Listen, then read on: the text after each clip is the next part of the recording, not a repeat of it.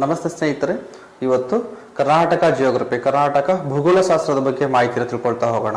ಮೊದಲನೇದಾಗಿ ಇವತ್ತು ಈ ಸಂಪೂರ್ಣವಾದ ಫಿಸಿಕಲ್ ಫೀಚರ್ಸ್ ಬಗ್ಗೆ ಮಾತಾಡ್ತಾ ಹೋಗ್ತೀನಿ.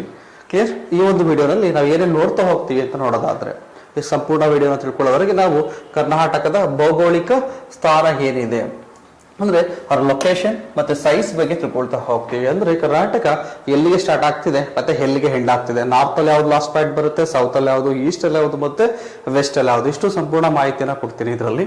ಈ ಜೊತೆಗೆ ಇಲ್ಲಿ ಕಂದಾಯ ವಿಭಾಗಗಳು, ರೆವಿನ್ಯೂ ಡಿವಿಷನ್ಸ್ಗಳು ಏನಿದೆ, 4 ರೆವಿನ್ಯೂ ಡಿವಿಷನ್ಗಳು ಯಾವ್ದು ಬರ್ತಾ ಇದಾವೆ, ಇದರಲ್ಲಿ ಹೈಯೆಸ್ಟ್ ಏರಿಯಾ ಹೊಂದಿರೋದು ಯಾವ್ದು, ಲೋಯೆಸ್ಟ್ ಹೊಂದಿರೋದು ಯಾವ್ದು, ಇದರಲ್ಲಿ ಬರುವಂತ ಜಿಲ್ಲೆಗಳು ಯಾವ್ದು, ಡಿಸ್ಟ್ರಿಕ್ಟ್ಗಳು ಯಾವ್ದು, ಅದರಲ್ಲಿ ಹೈಯೆಸ್ಟ್ ಪಾಪ್ಯುಲೇಷನ್ ಹೊಂದಿರುವಂತಹ ಡಿಸ್ಟ್ರಿಕ್ಟ್ ಯಾವ್ದು, ಲೋಯೆಸ್ಟ್ ಪಾಪ್ಯುಲೇಷನ್ ಡಿಸ್ಟ್ರಿಕ್ಟ್ ನ ಹೊಂದಿರೋದು ಯಾವ್ದು, ಏರಿಯಾ ವೈಸ್ ಅಲ್ಲಿ ಯಾವ್ದು ಹೈಯೆಸ್ಟ್ ಇದೆ, ಲೋಯೆಸ್ಟ್ ಯಾವ್ದಿದೆ, ಇವೆಲ್ಲನೂ ಕೂಡ ನಾವು ನೋಡ್ತಾ ಹೋಗ್ತೀವಿ.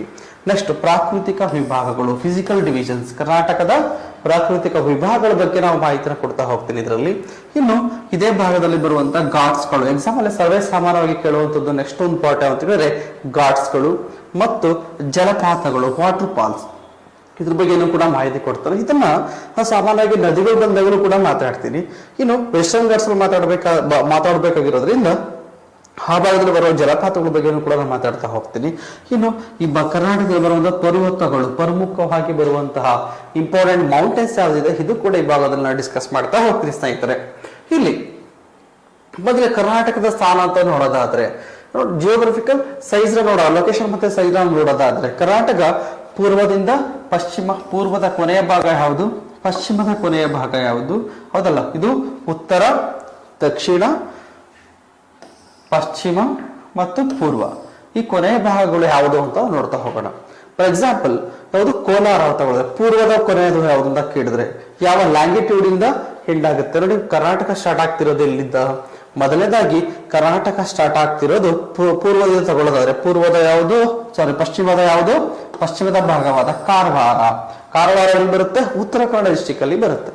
ಕರ್ನಾಟಕದ ಅತ್ಯಂತ ಪಶ್ಚಿಮದ ಜಿಲ್ಲೆ ಯಾವುದು, ವೆಸ್ಟ್ ಡಿಸ್ಟಿಕ್ ಯಾವ ಅಂತ ಕೇಳಿದ್ರೆ ಯಾವುದು, ಉತ್ತರ ಕನ್ನಡ. ಅದರಲ್ಲಿ ಯಾವ ಪಾರ್ಟ್ ಬರುತ್ತೆ, ಕಾರವಾರ. ಕಾರವಾರ ಎಲ್ಲಿಂದ ಸ್ಟಾರ್ಟ್ ಆಗ್ತಿದೆ ಆಗಿದ್ರೆ ಕರ್ನಾಟಕ 74 ಡಿಗ್ರಿ 12 ಮಿನಿಟ್ಸ್, ಹೌದಲ್ಲ, 74 ಡಿಗ್ರಿ 12 ಮಿನಿಟ್ಸ್ ಈಸ್ಟ್ ಲ್ಯಾಟಿಟ್ಯೂಡ್, ಯಾವುದು, ಪೂರ್ವದ ರೇಖಾಂಶ. ಇಲ್ಲಿಂದ ಕರ್ನಾಟಕ ಸ್ಟಾರ್ಟ್ ಆಗ್ತಾ ಹೋಗುತ್ತೆ. ಹೆಂಡಾಗದಲ್ಲಿಗೆ 78 ಡಿಗ್ರಿ 40 ಮಿನಿಟ್ಸ್ ಈಸ್ಟ್ ಲ್ಯಾಟಿಟ್ಯೂಡ್. ಎಲ್ಲಿ ಬರುತ್ತೆ, ಕೋಲಾರದ ಮುಳಬಾಗಿಲು ತಾಲೂಕು. ಕ್ಲಿಯರ್? ಕೋಲಾರ ಡಿಸ್ಟಿಕ್ ಬರುವಂತ ಮುಳಬಾಗಿಲು ತಾಲೂಕು ಹೆಂಡಾಗುತ್ತೆ ಅಂದ್ರೆ ಭಾರತ ಕರ್ನಾಟಕದ ಅತ್ಯಂತ ಪೂರ್ವದ ಭಾಗ ಯಾವುದು, ಕೋಲಾರ. ಅದರಲ್ಲೂ ಕೂಡ ಯಾವ ತಾಲೂಕು ಬರುತ್ತೆ, ಮುಳಬಾಗಿಲು ತಾಲೂಕು ಬರುತ್ತೆ. ಹೆಂಡಾಗ್ತಿದ್ದಲ್ಲಿಗೆ 78 degree 40 minutes east latitude. West start ಆಗ್ತಿರೋದು 74 ಡಿಗ್ರಿ 12 ಮಿನಿಟ್ಸ್ ಈಸ್ಟ್ ಲ್ಯಾಟಿಟ್ಯೂಡ್ ಇಂದ ಕರ್ನಾಟಕ ಸ್ಟಾರ್ಟ್ ಆಗ್ತಿದೆ, ಹೌದಲ್ಲ. ಆದರೆ ಪಶ್ಚಿಮದ ಭಾಗ ಯಾವುದು, ಉತ್ತರ ಕನ್ನಡ ಜಿಲ್ಲೆಯ ಯಾವುದು, ಕಾರವಾರ, ಹೌದಲ್ಲ. ಯಾವ್ದು ಬರುತ್ತೆ, ವೆಸ್ಟ್ ಆಫ್ ಕರ್ನಾಟಕ ಯಾವ್ದು ಬರ್ತಾ ಇದೆ, ಕಾರವಾರ, ಉತ್ತರ ಕನ್ನಡ. ಇನ್ನು ಪೂರ್ವದಲ್ಲಿ ಯಾವ್ದು ಬರ್ತಾ ಇದೆ, ಮುಳಬಾಗಿಲು ತಾಲೂಕು, ಕೋಲಾರ ಡಿಸ್ಟಿಕ್ ಅಲ್ಲಿ ಬರುತ್ತೆ. ಇನ್ನು ಕರ್ನಾಟಕದ ದಕ್ಷಿಣದ ಭಾಗ ಯಾವುದು, ಯಾವ ಒಂದು ಲ್ಯಾಟಿಟ್ಯೂಡ್ ಇಂದ ಸ್ಟಾರ್ಟ್ ಆಗ್ತಿದೆ, ಹೌದಲ್ಲ, ಲ್ಯಾಟಿಟ್ಯೂಡ್ ಇಂದ ಸ್ಟಾರ್ಟ್ ಆಗ್ತಿದೆ ಯಾವುದು ನೋಡಿ, ಕರ್ನಾಟಕದ ದಕ್ಷಿಣ ಭಾಗ. ಕರ್ನಾಟಕ ದಕ್ಷಿಣ ಭಾಗ ಯಾವ ಡಿಸ್ಟಿಕ್ ಬರ್ತಾ ಇದೆ, ಚಿತ್ರವನ್ನು ಗಮನಿಸಿ, ಚಾಮರಾಜನಗರ. ನೋಡಿ ಬರೋದು ಯಾವುದು, ಚಾಮರಾಜನಗರ. ಚಾಮರಾಜನಗರದಿಂದ ಸ್ಟಾರ್ಟ್ ಆಗ್ತಿದೆ. ಅದು ಕೂಡ ಇಲ್ಲಿ 11.11 degree 31 minutes north latitude. North latitude ಇದು ಸ್ಟಾರ್ಟ್ ಆಗ್ತಿರೋದು ನಾರ್ತ್ ಲ್ಯಾಟಿಟ್ಯೂಡ್ 11 ಡಿಗ್ರಿ 31 ನಿಮಿಷ north latitude 11.31 degree north latitude ಇಂದ ಕರ್ನಾಟಕ ಸ್ಟಾರ್ಟ್ ಆಗ್ತಿದೆ. ಅದು ಕೂಡ ಯಾವುದು, ದಕ್ಷಿಣದ ಭಾಗ ಅಂತ ಕೇಳಿದ್ರೆ ಚಾಮರಾಜನಗರ. ಚಾಮರಾಜನಗರ ಬರ್ತದೆ. ಇದು ತಮಿಳುನಾಡು ಮತ್ತು ಕೇರಳ ಜೊತೆಗೆ ಬಾರ್ಡರ್ ನ ಶೇರ್ ಮಾಡಿರುವಂತಹ ರಾಜ್ಯದ ಜಿಲ್ಲೆ ಯಾವುದು, ಚಾಮರಾಜನಗರ. ಇನ್ನು ಉತ್ತರಕ್ಕೆ ಬಂದ್ರೆ ಯಾವ್ದು ಬರುತ್ತೆ, ನಾರ್ತ್ ಅಲ್ಲಿ ಬಂದ್ರೆ ಯಾವ್ದು ಬರುತ್ತೆ, ಬೀದರ್. ಸೊ ನಾರ್ತ್ ಪಾಯಿಂಟ್ ಯಾವುದು, ನಾರ್ತ್ ಕರ್ನಾಟಕದ ಉತ್ತರದ ಭಾಗ ಯಾವುದು, ಬೀದರ್. ಎಷ್ಟಿದೆ, 18.45 degree north latitude, 18.45 north latitude, 18.45 degree north latitude ಅಲ್ಲಿ ಬೀದರ್ ಬರುತ್ತೆ. ಇದು ಕರ್ನಾಟಕದ ಉತ್ತರದ ಕೊನೆಯ ಭಾಗ. ಎಕ್ಸಾಂಪಲ್, ಕರ್ನಾಟಕದ ಉತ್ತರದ ಕೊನೆಯ ಭಾಗ ಯಾವುದು, ದಕ್ಷಿಣದ ಕೊನೆಯ ಭಾಗ ಯಾವುದು, ಪೂರ್ವದ ಕೊನೆಯ ಭಾಗ ಯಾವುದು, ಪಶ್ಚಿಮದ ಕೊನೆಯ ಭಾಗ ಯಾವುದು, ಹೌದಲ್ಲ. ಸೌತ್ ಪಾಯಿಂಟ್ ಯಾವುದು, ನಾರ್ತ್ ಪಾಯಿಂಟ್ ಯಾವುದು, ವೆಸ್ಟ್ ಪಾಯಿಂಟ್ ಯಾವುದು, ಈಸ್ಟ್ ಪಾಯಿಂಟ್ ಯಾವುದು. ಇಷ್ಟನ್ನು ಕೂಡ ನಾನು ಏನ್ ಮಾಡಿದ್ದೀನಿ ನಿಮ್ಗೆ ಇದನ್ನ ಕೊಟ್ಟಿದ್ದೀನಿ, ಹೌದಲ್ಲ. ಪೂರ್ವದ ಭಾಗ ಅಂತ ಕೇಳಿದ್ರೆ ಕೋಲಾರ ಡಿಸ್ಟಿಕ್ ನ ಮುಳಬಾಗಿಲು ತಾಲೂಕು ಬರುತ್ತೆ. ಪಶ್ಚಿಮ ವೆಸ್ಟ್ ಅಂತ ಕೇಳಿದ್ರೆ ಕಾರವಾರ ಬರುತ್ತೆ. ಕಾರವಾರ ಬರ್ತಿರೋದ್ರಲ್ಲಿ ಉತ್ತರ ಕನ್ನಡ ಡಿಸ್ಟಿಕ್ ಅಲ್ಲಿ. ಬೀದರ್ ಬರ್ತಾ ಇದೆ, ಬೀದರ್ ಅತ್ಯಂತ ಕರ್ನಾಟಕದ ಉತ್ತರದ ಭಾಗ, ನಾರ್ತ್ ಸೈಡ್ ಅಲ್ಲಿ ಬರುವಂತದ್ದು. ಚಾಮರಾಜನಗರ ಸೌತ್ ಅಲ್ಲಿ ಬರುವಂತಹ ಅತ್ಯಂತ ಕೊನೆಯದಾದ ಭಾಗ, ಹೌದಲ್ಲ. ಇದನ್ನ ನೋಡಿದ್ವಿ. ಇನ್ನು ಅದೇ ಕರ್ನಾಟಕದ ಪೂರ್ವ ಭಾಗ ಯಾವ್ದು ಬರ್ತಿದೆ, ಮುಳಬಾಗಿಲು ತಾಲೂಕಲ್ಲಿ 78 ಡಿಗ್ರಿ 40 ಮಿನಿಟ್ಸ್ ಪೂರ್ವ ರೇಖಾಂಶದಲ್ಲಿ ಬರೋದನ್ನು ನಾವಿಲ್ಲಿ ನೋಡಿದ್ವಿ. ಇನ್ನು ಕರ್ನಾಟಕ ಕಂಪ್ಲೀಟ್ಲಿ ಕರ್ನಾಟಕದ ಒಳಭಾಗದಲ್ಲಿ ಅಥವಾ ಕರ್ನಾಟಕದಲ್ಲಿ ಎಷ್ಟು ಅಕ್ಷಾಂಶ ರೇಖೆಗಳು ಹಾದು ಹೋಗ್ತವೆ, ಕ್ಲಿಯರ್. ಕರ್ನಾಟಕದಲ್ಲಿ ಎಷ್ಟು ನೋಡಿ ಈ ರೀತಿಯಲ್ಲಿ ಈ ತರ ಬರುತ್ತಲ್ಲ, ಇದು ಅಕ್ಷಾಂಶ ಅಂತ ಕರಿತೀವಲ್ಲ, ಅವಲ್ಲಿ ಈ ತರದ್ದು ಕರ್ನಾಟಕ ಮೇಲೆ ಎಷ್ಟು ಅಕ್ಷಾಂಶ ರೇಖೆಗಳು ಹಾದು ಹೋಗುತ್ತೆ ಅಂತ ಕೇಳಿದ್ರೆ 7.14 ಅಕ್ಷಾಂಶ ರೇಖೆಗಳು, 7.14 ಡಿಗ್ರಿ ಅಕ್ಷಾಂಶ ರೇಖೆಗಳು, 7.14 ಡಿಗ್ರಿ ಲ್ಯಾಟಿಟ್ಯೂಡ್ಸ್ ಗಳು ಕರ್ನಾಟಕದ ಮೇಲೆ ಹಾದಾಗ್ತಾ ಹೋಗ್ತವೆ. ಟೋಟಲ್ ಕರ್ನಾಟಕದಲ್ಲಿ ಎಷ್ಟು ಲ್ಯಾಟಿಟ್ಯೂಡ್ ಹೋಗುತ್ತೆ ಅಂತ ಕೂಡ ಹಾದೋಗುತ್ತೆ ಅಥವಾ ಪಾಸ್ ಆಗುತ್ತೆ ಅಂತ ಕೂಡ ಕೇಳ್ತಾನೆ. ಓವರ್ ಆಲ್ ಎಷ್ಟು 7.14 ಡಿಗ್ರಿ ಲ್ಯಾಟಿಟ್ಯೂಡ್ ದಷ್ಟು ಕರ್ನಾಟಕದ ಮೇಲೆ ಹಾದು ಹೋಗುವಂಥದ್ದು. ಇನ್ನು ಕರ್ನಾಟಕದ ನೆರೆಹೊರೆಯ ರಾಜ್ಯಗಳನ್ನ ನೋಡೋದಾದ್ರೆ, ಕರ್ನಾಟಕದ ನೆರೆಹೊರೆಯ ರಾಜ್ಯಗಳಲ್ಲಿ ನೋಡೋದಾದ್ರು ಅಂತ ಕೇಳಿದ್ರೆ ಯಾವುದು, ಕರ್ನಾಟಕದ ಸೌತ್ ಮತ್ತೆ ಸೌತ್ ಈಸ್ಟ್ ಅಲ್ಲಿ, ಕರ್ನಾಟಕದ ದಕ್ಷಿಣ ಮತ್ತು ಆಗ್ನೇಯದಲ್ಲಿ ಯಾವ ರಾಜ್ಯ ಕಂಡು ಬರುತ್ತೆ, ತಮಿಳುನಾಡು, ಹೌದಲ್ಲ. ಕರ್ನಾಟಕದ ಲೊಕೇಶನ್ ನೋಡೋದಾದ್ರೆ ಯಾವ್ದು ಬರುತ್ತೆ, ಫಾರ್ ಎಕ್ಸಾಂಪಲ್ ಇದೊಂದು ಡಯಾಗ್ರಾಮ್ ನೋಡೋದು ನಿಮ್ಗೆ ಗೊತ್ತಾಗುತ್ತೆ. ಯಾವುದು ನೋಡಿ, ಕರ್ನಾಟಕದ ಈ ಸೈಡ್ ಯಾವ್ದು ಬರ್ತಾ ಇದೆ, ತಮಿಳು ರಾಜ್ಯ ಬರ್ತಾ ಇದೆ.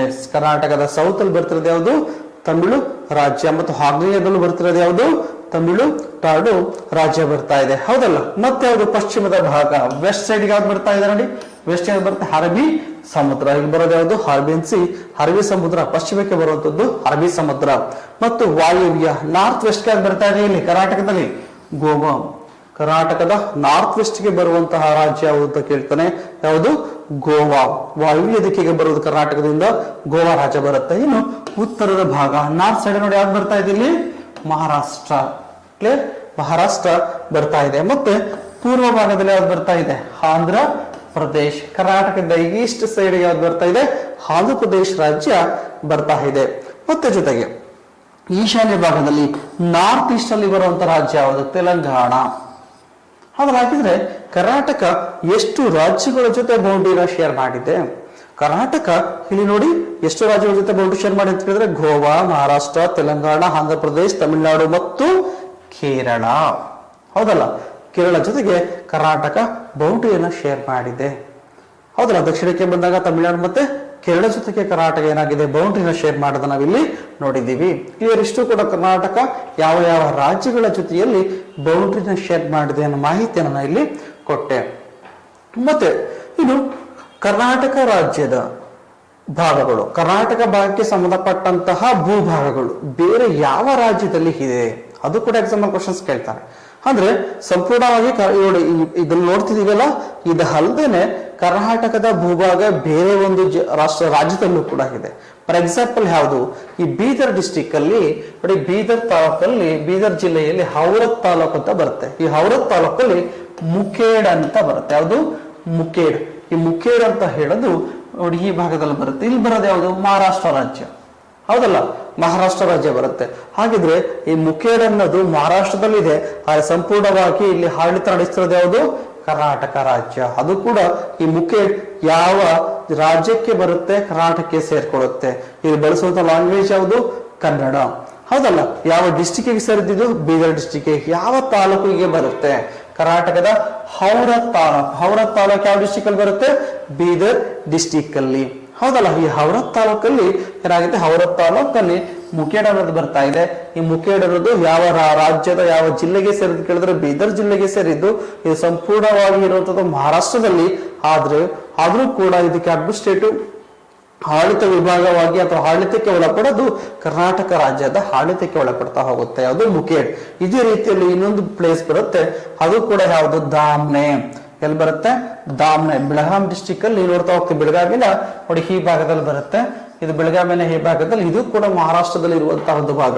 ಸೊ ಮಹಾರಾಷ್ಟ್ರದಲ್ಲಿ ಇರುವಂತಹ ಈ ಭಾಗವನ್ನು ಸಂಪೂರ್ಣವಾಗಿ ಕರ್ನಾಟಕ ಹಿಡಿತದಲ್ಲೇ ಇದೆ, ಆದ್ರೆ ಇದು ಇರೋದಲ್ಲಿ ಮಹಾರಾಷ್ಟ್ರದಲ್ಲಿ. ಇದು ಎಕ್ಸಾಂಪಲ್ ಕೇಳ್ತಾರೆ, ದಾಮ್ನೆ ಯಾವ ರಾಜ್ಯದಲ್ಲಿ ಇದೆ, ಇದು ಸಂಪೂರ್ಣವಾಗಿರೋದು ಮಹಾರಾಷ್ಟ್ರದಲ್ಲಿ, ಹಾಡಾದರೆ ಇದು ಆಡಳಿತಕ್ಕೆ ಒಳಪಟ್ಟಿರೋದಲ್ಲಿ ಕರ್ನಾಟಕದಲ್ಲಿ ಯಾವ ಡಿಸ್ಟಿಕ್ ಸಂಬಂಧಪಟ್ಟಿತ್ತು? ಇದು ಬೆಳಗಾಂ ಡಿಸ್ಟಿಕ್ಗೆ ಸಂಬಂಧಪಟ್ಟಿದ್ದು. ಸಂಪೂರ್ಣವಾಗಿ ಇದು ಯಾವ ಡಿಸ್ಟಿಕ್ಗೆ ಸೇರಿದ್ದು ಅಂತ ಕೇಳ್ತಾನೆ, ಬೆಳಗಾಂ ಡಿಸ್ಟಿಕ್ಗೆ ಸೇರಿದ್ದು. ಕ್ಲಿಯರ್? ಬೆಳಗಾಂ ಡಿಸ್ಟಿಕ್ಗೆ ಸೇರಿದ್ದೆ ಅದು ದಾವಣೆ, ಮುಖೇಡ್ ಸೇರಿದ್ದೆ ಅದಕ್ಕೆ ಬೀದರ್ ಡಿಸ್ಟಿಕ್. ಇವೆರಡೂ ಕೂಡ ಕರ್ನಾಟಕದ ಹೊರಭಾಗದಲ್ಲಿರುವಂತಹ ಭಾಗಗಳು ಇವೆರಡೂ ಕೂಡ ಯಾವ್ದು ಸೇರ್ಕೊಂಡಿವೆ? ಕರ್ನಾಟಕದ ಬೀದರ್ ಮತ್ತೆ ಬೆಳಗಾಂ ಡಿಸ್ಟಿಕ್ಗೆ ಸೇರ್ಕೊಂಡಿರುವಂತದ್ದು. ಕ್ಲಿಯರ್? ಇಷ್ಟು ಕೂಡ ನಾವು ನೋಡಿದ ಎಕ್ಸಾಮ್ ಅಲ್ಲಿ ಬಹುತೇಕ ನಾವು ನೋಡಬಹುದು. ಇಲ್ಲಿ ಇದು ನೋಡೋದಾದ್ರೆ ಮೋಯರ್ ರಿವರ್, ಈ ಮೋಯರ್ ರಿವರ್ ಯಾವ್ದನ್ನ ಡಿವೈಡ್ ಮಾಡುತ್ತೆ ಅಂತ ಕೇಳ್ತಾರೆ. ಮೋಯರ್ ರಿವರ್ ನೋಡಿ ಕರ್ನಾಟಕ ಮತ್ತು ತಮಿಳುನಾಡು, ಹೌದಲ್ಲ? ನೋಡಿ ಈ ಕಡೆ ತಮಿಳುನಾಡು ಬರುತ್ತೆ. ಇವೆರಡರ ನಡುವೆ ಹರಿಯುವಂತ ನದಿನೇ ಯಾವುದು ಅಂತ ಕೇಳಿದ್ರೆ ಮೋಯರ್ ರಿವರ್. ಅವನ ಎಕ್ಸಾಮ್ ಅಲ್ಲಿ ಕೇಳ್ತಾರೆ ಈ ಮೋಯರ್ ರಿವರ್ ಯಾವುದು? ಮೋಯರ್ ನದಿ, ಹೌದಲ್ಲ? ಈ ಮೋಯರ್ ನದಿ ಭವಾನಿ ನದಿಯ ಟ್ರಿಬ್ಯೂಟರಿ. ಮೋಯರ್ ನದಿ ಯಾವ ನದಿ ಟ್ರಿಬ್ಯೂಟರಿ? ಭವಾನಿ ನದಿಯ ಟ್ರಿಬ್ಯೂಟರಿ ಯಾವುದು? ಮೋಯರ್. ಈ ಮೋಯರ್ ಭವಾನಿ ನದಿ ಟ್ರಿಬ್ಯೂಟರಿ, ಭವಾನಿ ಕಾವೇರಿ ನದಿಯ ಟ್ರಿಬ್ಯೂಟರಿ. ಕ್ಲಿಯರ್? ನೋಡಿ ಇಲ್ಲಿ ಕಾವೇರಿ ಬರ್ತಿದೆ ಅಂತ ಅನ್ಕೊಳ್ಳಿ, ಇದಕ್ಕೆ ಭವಾನಿ ಬಂದು ಜಾಯಿನ್ ಆಗ್ತಿದೆ, ಇದಕ್ಕೊಂದು ಯಾವುದು ಟ್ರಿಬ್ಯೂಟರಿ ಇದೆ, ಯಾವುದು? ಮೋಯರ್. ಈ ಮೋಯರ್ ಏನಾಗಿದೆ? ಕರ್ನಾಟಕ ಮತ್ತು ತಮಿಳುನಾಡಿನ ನಡುವೆ ಗಡಿ ರೇಖೆಯಾಗಿ ಹರಿಯುವ ನದಿ. ಎಕ್ಸಾಮ್ ಅಲ್ಲಿ ಕೇಳ್ತಾರೆ, ಕರ್ನಾಟಕದಲ್ಲಿ ಗಡಿ ರೇಖೆಯಾಗಿ ತಮಿಳುನಾಡು ಮತ್ತು ಕರ್ನಾಟಕದ ನಡುವೆ ಗಡಿ ರೇಖೆಯಲ್ಲಿ ಬೌಂಡ್ರಿ ಲೈನ್ ಆಗಿ ಹರಿಯುವಂತ ರಿವರ್ ಯಾವುದು ಅಂತ ಕೇಳಿದ್ರೆ ಯಾವುದು? ಮೋಯರ್ ರಿವರ್. ಅಥವಾ ಕರ್ನಾಟಕ ತಮಿಳುನಾಡನ್ನ ಡಿವೈಡ್ ಮಾಡುವಂತಹ ರಿವರ್ ಯಾವುದು ಅಂತ ಕೇಳಿದ್ರೆ, ಕರ್ನಾಟಕ ತಮಿಳುನಾಡನ್ನ ಡಿವೈಡ್ ಮಾಡೋದು ಯಾವುದು ಅಂತ ಕೇಳಿದ್ರೆ ಅದೇ ಯಾವುದು? ಮೋಯರ್ ರಿವರ್. ಕರ್ನಾಟಕ ಮತ್ತು ತಮಿಳುನಾಡನ್ನ ಡಿವೈಡ್ ಮಾಡ್ತಾ ಇದೆ. ಈ ಮೋಯರ್ ರಿವರ್ ಯಾವ ನದಿ ಉಪನದಿ? ಭವಾನಿ ನದಿಯ ಉಪನದಿ. ಭವಾನಿ ನದಿ ಟ್ರಿಬ್ಯೂಟರಿ. ಭವಾನಿ ಯಾವ ನದಿಯ ಟ್ರಿಬ್ಯೂಟರಿ? ಭವಾನಿ ಕಾವೇರಿ ನದಿಯ ಟ್ರಿಬ್ಯೂಟರಿ, ಕಾವೇರಿ ನದಿಯ ಉಪನದಿ. ಕ್ಲಿಯರ್? ಹೌದಲ್ಲ? ಇದಾದ್ಮೇಲೆ ಏನ್ ನೋಡಿದ್ರೆ ಕರ್ನಾಟಕದ ಒಟ್ಟು ವಿಸ್ತೀರ್ಣ ಎಷ್ಟಿದೆ?